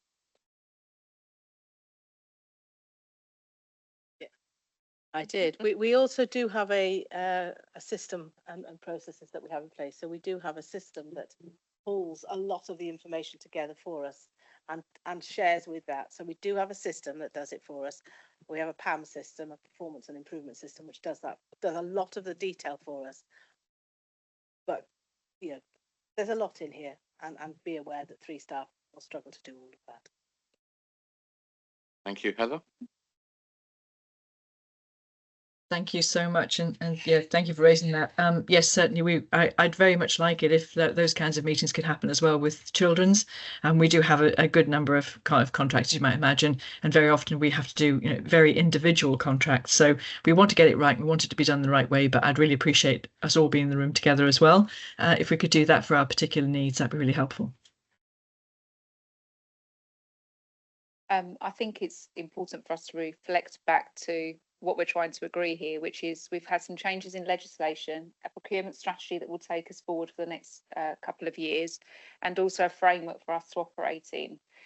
It's incredibly important, especially because we have a large amount of our expenditure annually that is commission spend, whether it's through adult social care, children's social care, or indeed any other part of the council, that we ensure that we receive best value.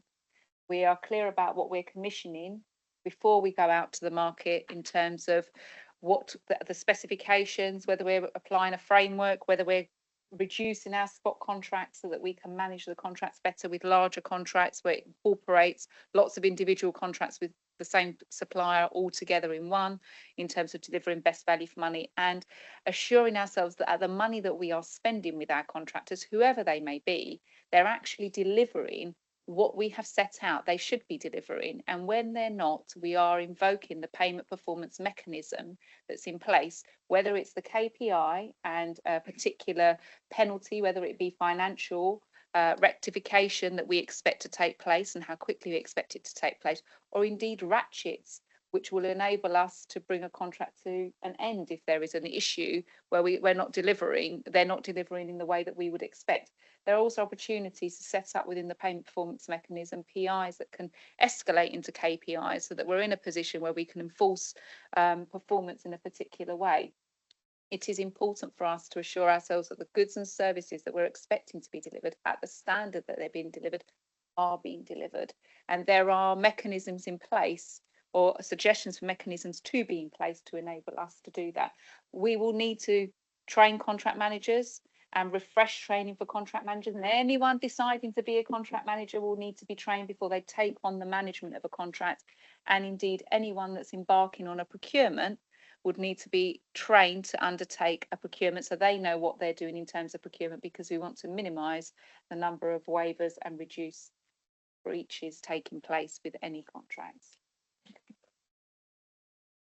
Just very briefly pick up on what Mrs. Christofi just said. I think the key thing is that the comments really aren't to do with this report.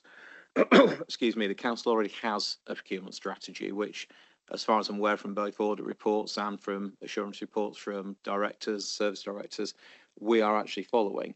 So I think we'll have to track through as management what the comments actually relate to, because I think what I heard was struggling to deliver already on the existing procurement strategy, which has been enforced for a number of years, which should obviously be a concern and something we'd need to deal with. But I'm very conscious that none of the executive directors have ever flagged that as an issue, but we're not delivering against the current strategy. The new strategy that you're being asked to approve today is actually updating in line with the legislation that's changed and making sure we're following best practice.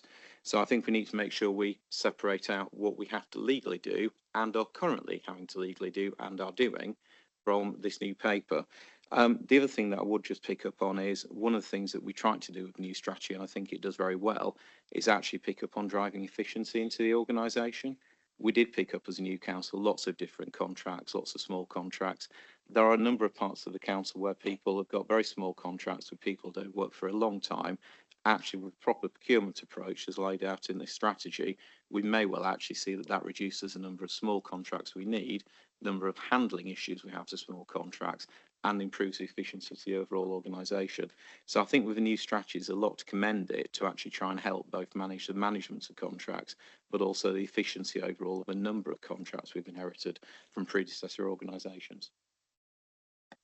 Thank you very much. Not seeing any other lead members or social lead members. Go to Mandy and then Gogo. Thank you very much. I don't think this is a huge surprise, and it's been coming through the pipeline for some while, so we would have been cognizant of it. My first question is, in the paper, all contract managers of gold and silver tier contracts must have completed and passed the Contract Management Foundation level course. So my first question is, have they? And my second question is, I suppose it's a concern for me to hear some of the commentary. The drawing up and the issuing of the contract is part one, if you like. The next part has to be managing that contract. If there are elements of the contract that are not being delivered, it might be something else that can be delivered that will add value to it. And it's absolutely key. The other thing for me, though, is councillors' involvement in procurement. There's a new guide out, a councillor's guide to procurement, a 2025 edition, nice bit of bedtime reading for everybody. But, you know, councillors, and I include scrutiny in that, have a part to play in procurement. And I still think there's a way to go on that for this new council. And I hope it's something that can in time come through and be a part of scrutiny moving forward. But I think it'd be nice for every councillor to be sent a link to that so that they can read it. And I think we have a duty on us as councillors as well as our officers and staff. Thank you. Okay, we've got a response to the question. So I would suggest that we have had also contracts reviewed by our internal audit team, SWAP, that have helped to enhance and ensure that the internal control environment around bigger contracts is in place. Of course, within this report also we make reference to the fact that external audit have made a key recommendation in this area. So we are looking to tighten up all these areas to ensure that we are approaching things in the right way and ensuring best value for the council for every pound that is spent through a contract. Gary, are you able to comment on the training point? Yes, we've done a lot of work to update our contract register, which is the register that lists all of our contracts and who actually manages those contracts. So we've got a far better understanding of that. We've worked with contract managers and we've offered them the Government Commercial College training, which is central government based. And the feedback from that was that the language used was more aimed at central government. So we've now issued 6 new training modules that we're in the process of rolling out with our officers that are far more focused on local government contracts and the value of contracts that we let. With the changes to the positions, we're now down to 43% of contract managers being trained. The number was higher, it's dropped down to that level, and these new training modules are aimed to get that training back up again. And we're running those over multiple occasions. So we've got 6 modules, but we're running those repeatedly until we get those numbers back up to where we need them to be. So I would also say, I think some of the previous comments on the KPIs and the management of contracts, I sit in on some of our highest risk and highest value contracts and the contract management there. And actually we are managing those contracts strong, and we're on top of the KPIs. And when I sit in on those meetings, you know, I'm pleased to see how well those contracts are managed, those highest risk, highest value contracts. Thank you very much, Gary. That's really reassuring. Duncan, anything to add? Nothing significant, just saying, you know, this is a matter of time. We've had training for contract managers and procurement training for a long time throughout the organisation. As said, it's been a reasonable percentage. It's never perfect because people move on, people take different roles. With the restructuring we're just going through, we've got a big effort to actually make sure we get the people who are now managing those contracts fully trained in the future. And again, I'm sure if the chair of the HR committee wants to see that data as the training rolls through, it will come part of the reports. But I'm also very conscious that the HR committee is not scrutiny in that sense. So it's entirely up to them what they want to look at. But that data is available if people want to see it. Thank you. And Diogo. Very Can I briefly, just Mandy. just to report, it says must have been completed prior to engaging in the management of a contract. That's what it says here quite clearly. Doesn't feel like that's happening, but I'll leave that with you. Okay, Diogo. I can come back on that point. Sorry, Gary, did you want to come back? Yes, when we run new procurements, that will be a question that's asked in our new procurement strategy. So as we go forward, we'll be asking, has the proposed contract manager completed the contract management training? That will identify anyone that we've missed during this current training programme that we're rolling out. Thank you very much. Diogo. Thanks, Chair. Just 2 things, just following up on the training element. One of the activities within the document refers to, but it says alongside gold, I'm sorry, I'm looking online at the document, so I'm not actually looking at the full report pack. But essentially it says the mandatory course should be delivered within 3 months for existing and new starters, and the Beyond Foundation course. So just wanting to know really the timeline for delivery of training, if it is within those 3 months, if we are hitting that. And also it'd be good to understand where it comes to the different tiers, gold, silver and bronze, how many contract or how the percentage of contract managers trained with each one, clearly the gold being the most important, but bronze equally, when there's lots of £100,000 or less contracts being delivered, they all add up and they're probably equally as important, if not more also. So the first one's just on that. Gary, are you able to give an answer to that one directly now? I don't have the exact percentages because we're rerunning the training at the moment, but it's something that Audit Committee were interested in, and the training programme we're rolling out is an answer to the questions that were posed by Audit Committee the last time I went, and I'll be reporting back into those with exactly those numbers. So at that point I'll be able to share that, and the intention is we go to Audit Committee following this meeting of executives, so we'll schedule that in and then we'll report those numbers at that meeting. Okay, so are you happy to wait until that comes before audit, Diogo? Yes, Chair, Yeah, thank thank you you very much. And I just one Francis, last, oh, so I had 2, sorry, Chair, I should have told you, I would tell you how many questions I've got before I ask them. The second one is just around that 100k threshold. Given the number of contracts that are likely to fall under the 100,000, I just want to know, are we confident that we got sufficient oversight of those lower value contracts?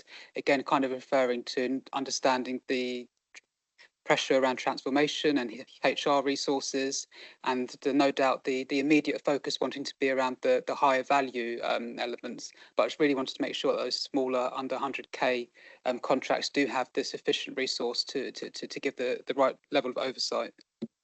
Thank you, Liz. I just want to make the point that with cost increase over the last few years, that what used to be a £50,000 contract or under is often now over 50, but still below the 100,000.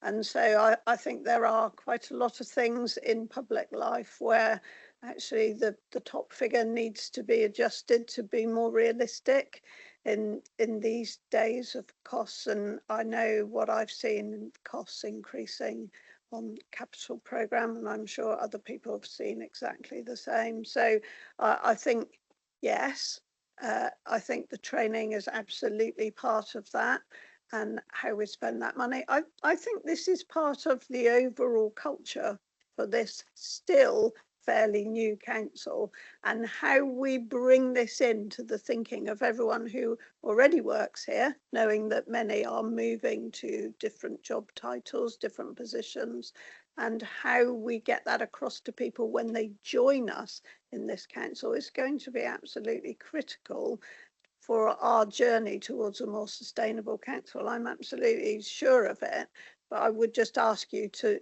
look at the way the price of delivering services and contracts has increased over the last few years.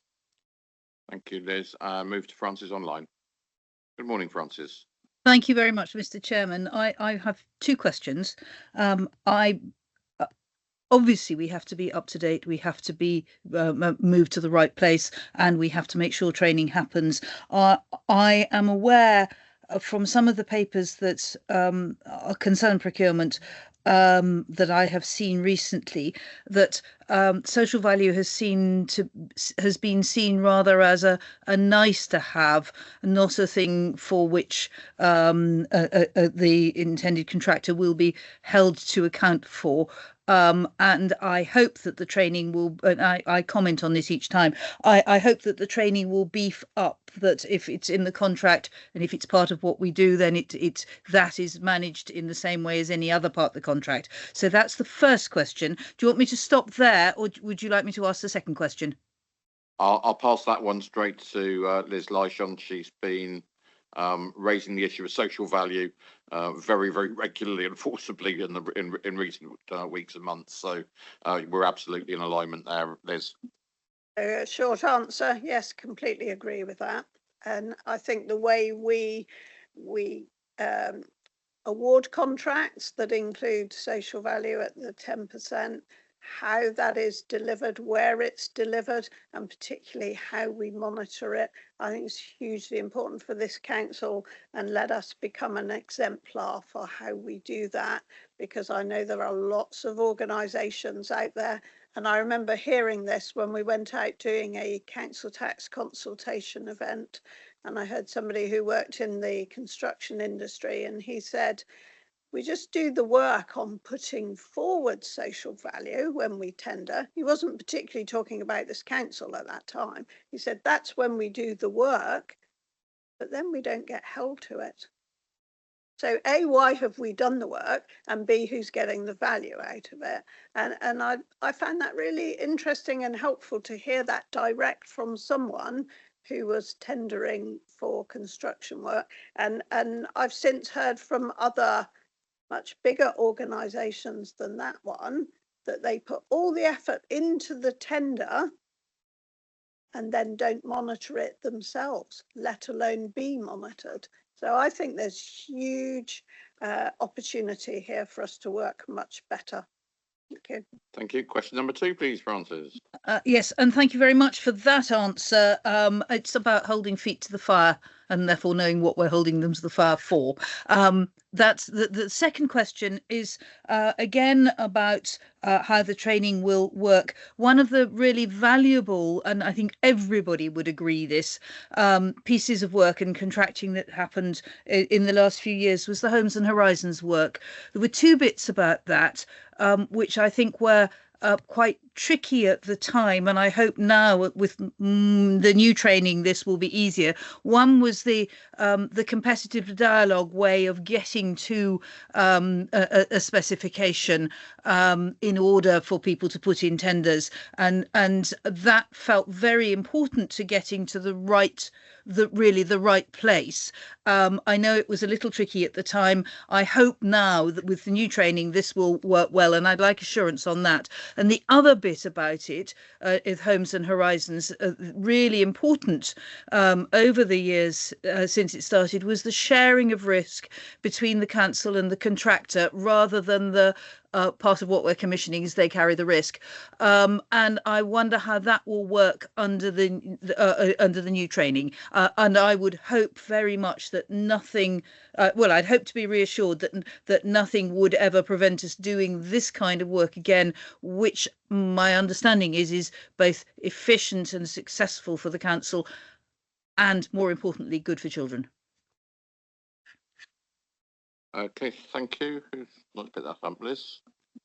Well, I'll just pick it up as in saying I do agree with you, and I, as somebody who used to negotiate contracts, sharing of risk, I think probably is at the top of my list. But obviously, when companies are tendering, that's different with Homes and Horizons. That is a different situation.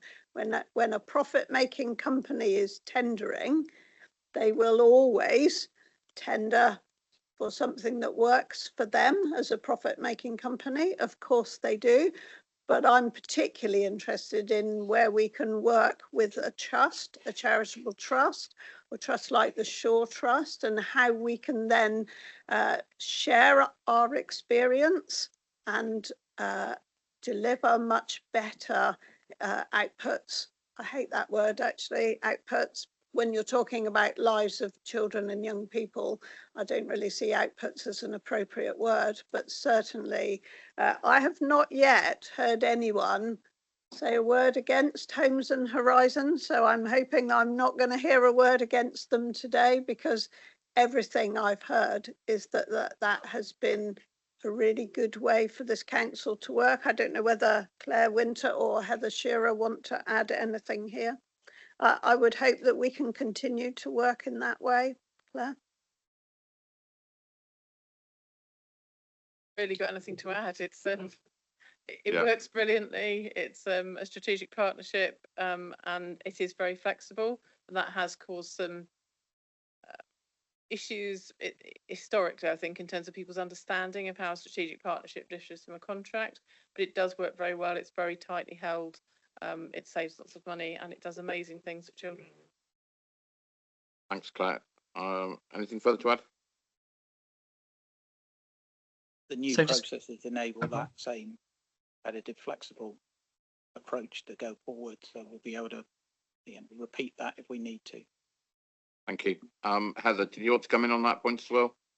Only the tiniest thing, which is, and I'm so pleased everyone's acknowledging and sees the benefit of the Homes and Horizons project, because it is really good and it was groundbreaking, and and it's a great way to go forward.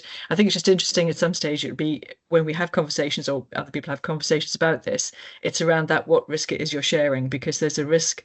You can talk about sharing risk around the outcomes or the spend or the appropriateness, and quite rightly, and I'm so supportive of the good work that's in this procurement document, and around making sure that we do actually manage our contracts as well as possible, set them out as well as possible at the beginning. I'm very, very pro the content of the document, but of course, with the Homes and Horizons ones, we have that shared risk around what happens to children, so that when we talk about risk sharing, it means many things. But just very, very pleased to hear the positive comments about it. I'm sure we can find a way through to do more if we can. Okay, thank you. I think that's all the contributions that we had. So we can move to the recommendations, please, which is on the next page. So the recommendations are: the executive approves the adoption and publication of the Somerset Council Procurement Strategy 25-26 as in Appendix A, and the adoption of the contract management framework covering the financial year 25-26 26, 27, 28 as in Appendix B. Proposer, please. Liz Lyshon, seconded, please. Frederica Smith-Roberts. All those in favour, please. All those against, that is clearly carried. And Gary, thank you so much for all your work on this and for your presentation. Thank you.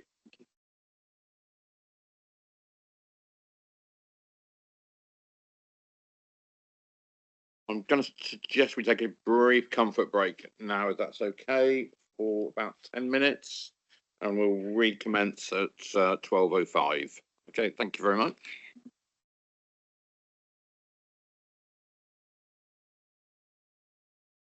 Okay, item 10 on our report is the Corporate Peer Challenge report. As colleagues will be aware, back in November, we had the Peer Challenge from the local government association team, which was a really positive experience for the authority, and I do very much like this peer review model that the local government association have, so much so that I've done the training to become an LGA peer. So I've already been booked in for most of July, in fact.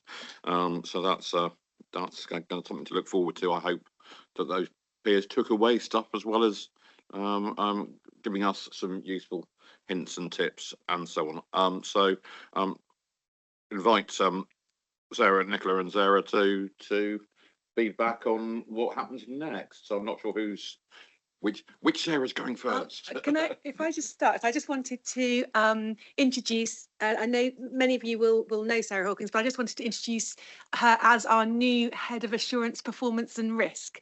So as part of the new restructure, that is her new role. And I'll hand over to Sarah now to talk in a little bit more detail about the peer report.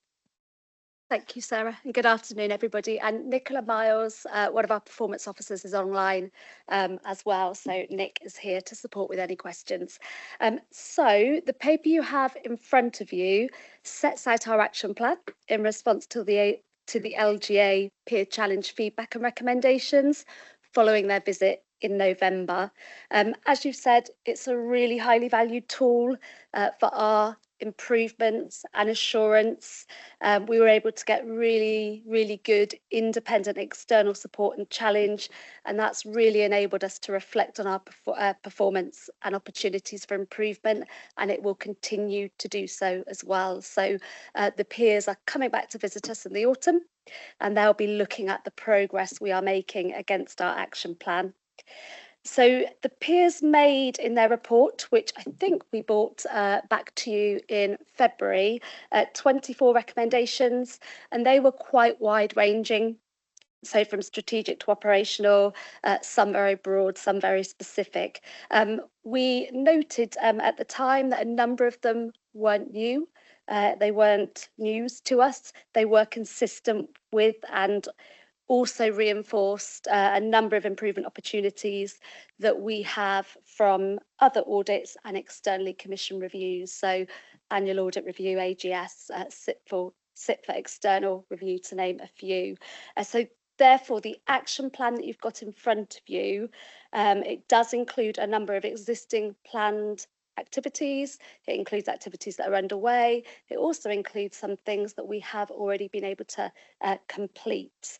But what we have been able to do is review the sequencing, the timing, the validity of those things that we already have had planned to make sure that we're progressing as appropriately as possible. The action plan is arranged under 4 themes.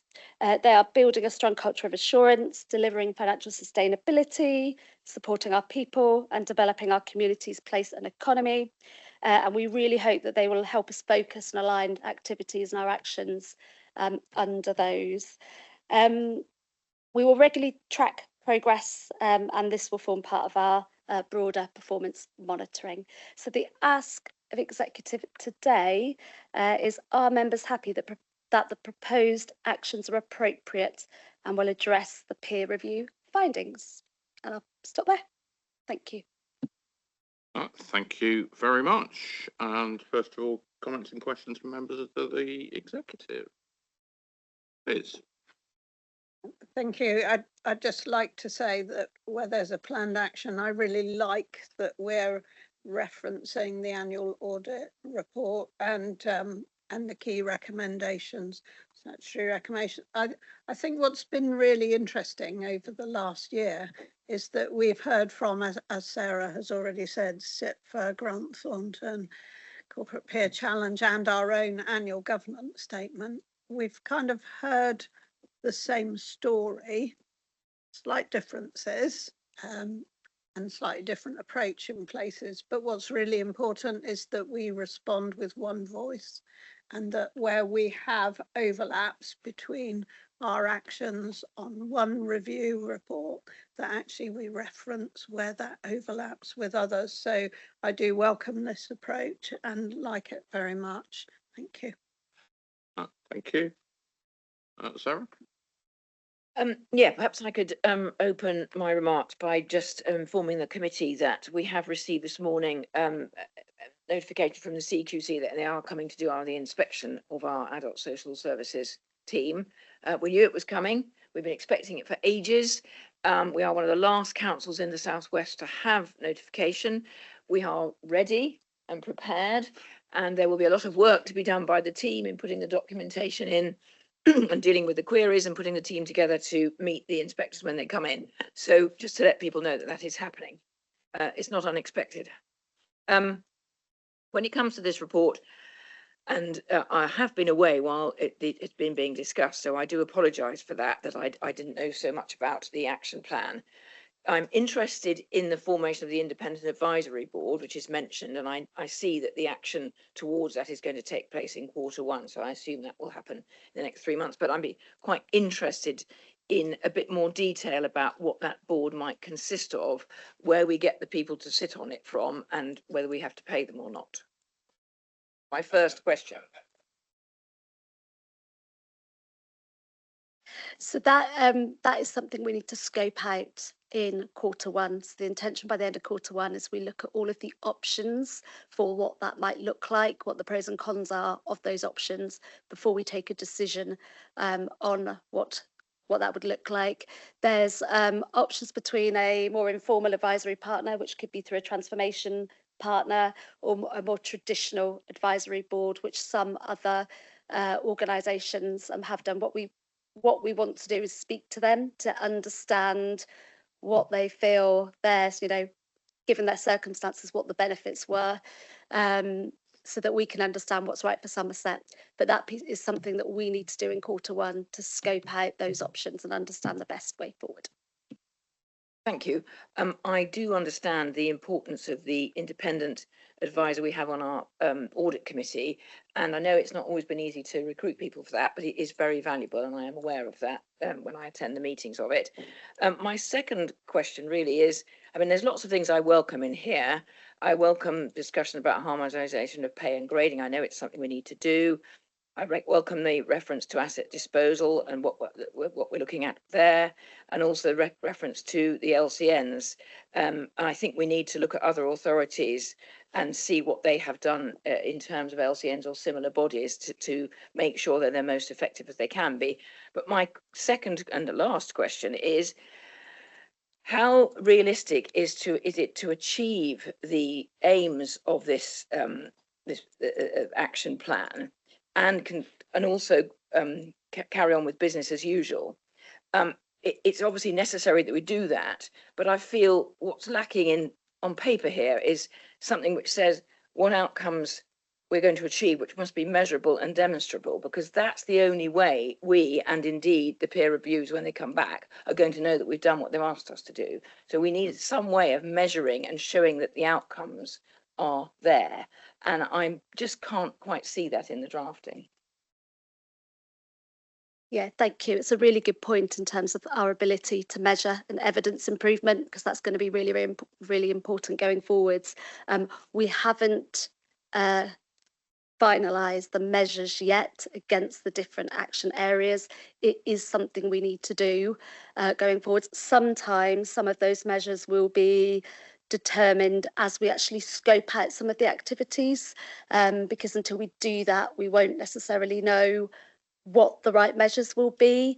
So some of that will continue over the early weeks. I take your point in terms of some of the timing and the achievability. So it's something we looked at a lot as we developed the plan. And you'll notice that a number of the actions are quite Q1 and Q2 heavy. I think some of that is also explained by the fact that a lot of them weren't new recommendations. So we did already have a number of planned activities or things already in trained. And I think that explains some of the early load, if you like, in terms of those activities, but they are all absolutely things that we must do. And as we have worked with the different services across the organisation to develop the action plan, it is something that we have tested. I know a number of them will relate, for example, to my own area in terms of assurance, performance, risk. And I feel they're, whilst ambitious, they are things that are achievable and really, really important for us going forwards. Thank you, that's really helpful. So just can I ask that when we have got to the outcome stage and deciding what they will look like, can we come back to, and will you come back to the committee and inform us? Yep, and this will be reported back as part of our wider sort of corporate performance reporting, and we want to look at how we do that, not in silos of one action plan and another, how we join that up so we really understand and do that from an outcomes perspective without the kind of duplication or sort of siloed views. Okay, I think that answers the question I was trying to get my head around as well.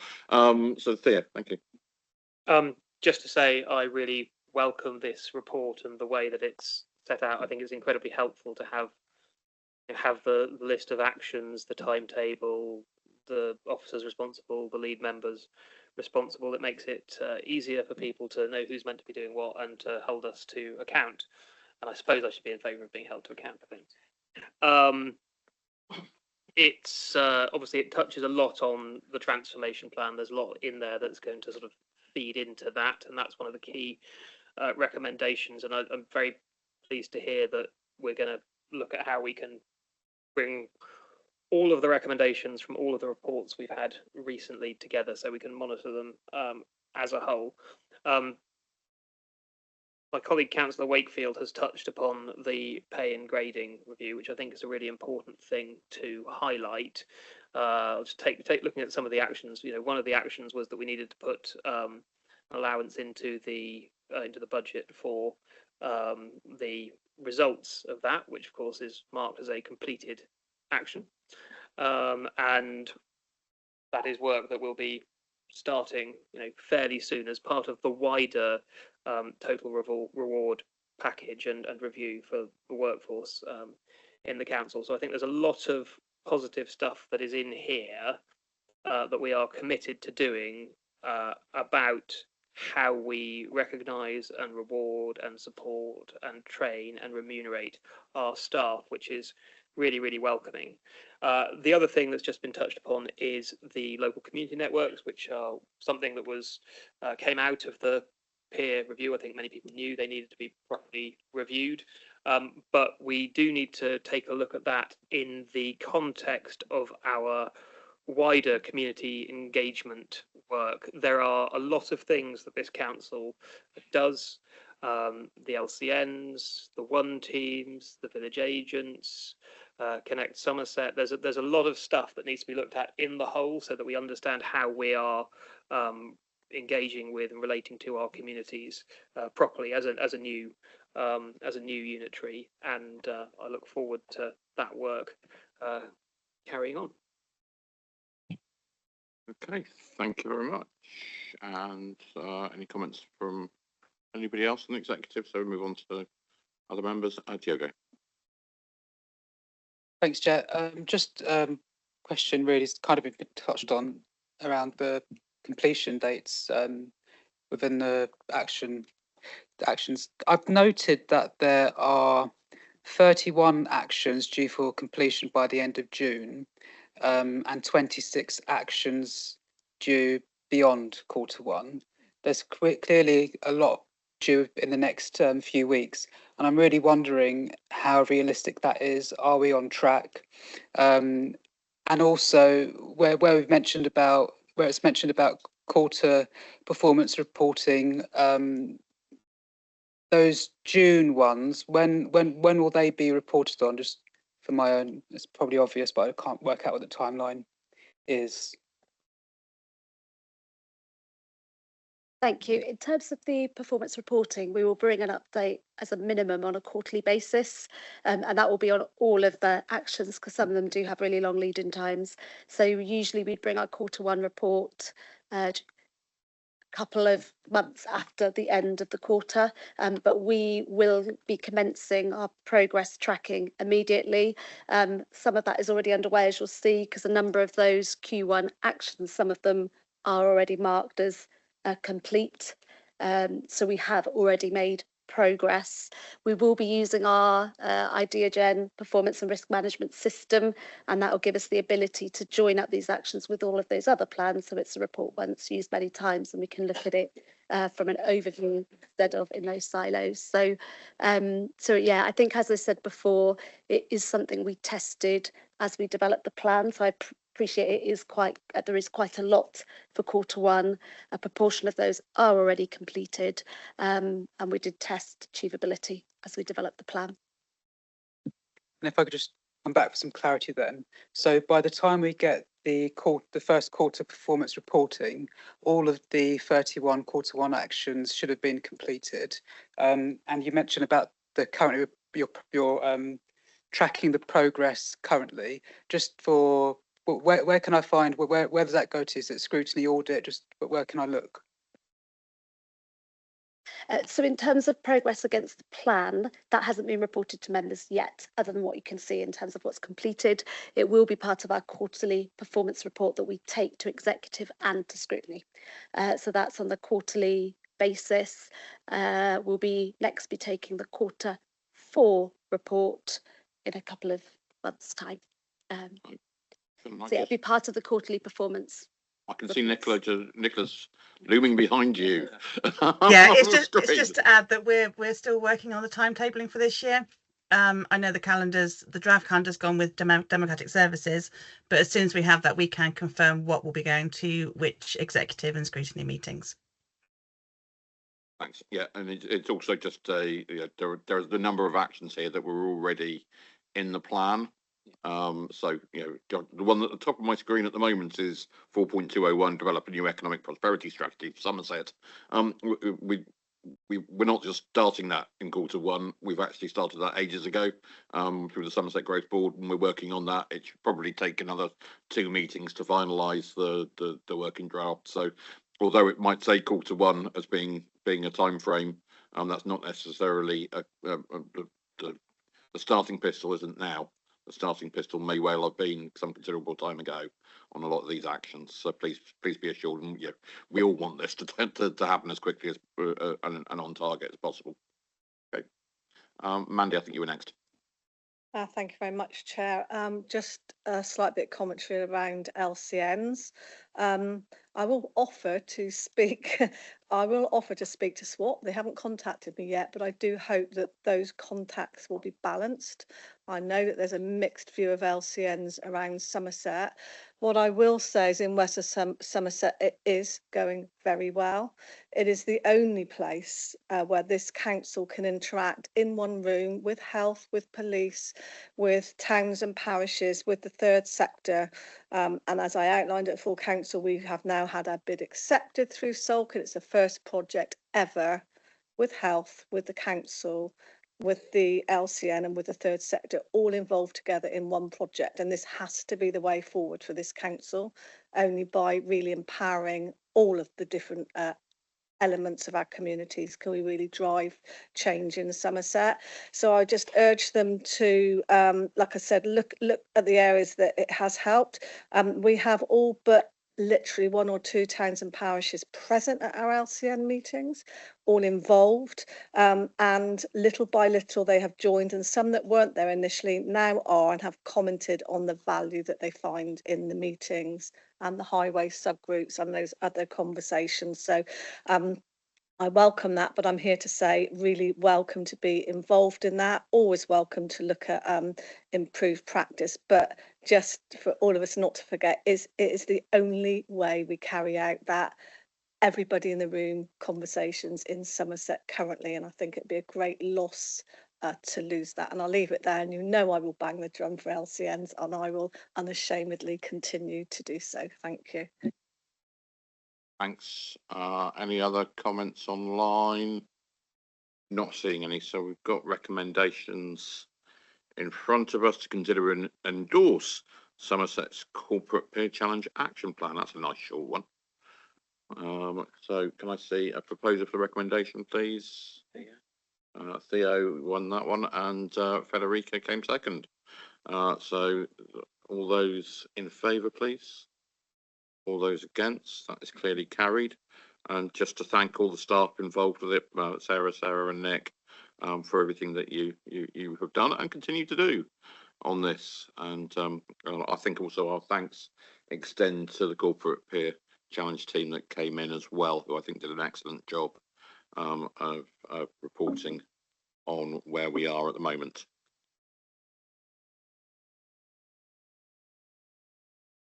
You need it to discuss it once.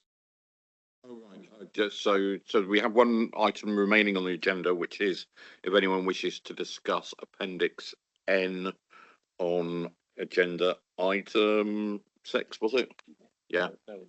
No one indicated that they would at the time. Just to double check, that's not the case. No, nobody's looking to raise Appendix N, and so in which case we move on to conclude our meeting at 12:26. So I'll make that 14 minutes ahead of schedule. So thank you very much, and just take that opportunity to wish all the team in adult social care every good wishes as they go through the CQC inspection. Thank you everybody so much for everybody's contributions this morning. To declare the meeting closed.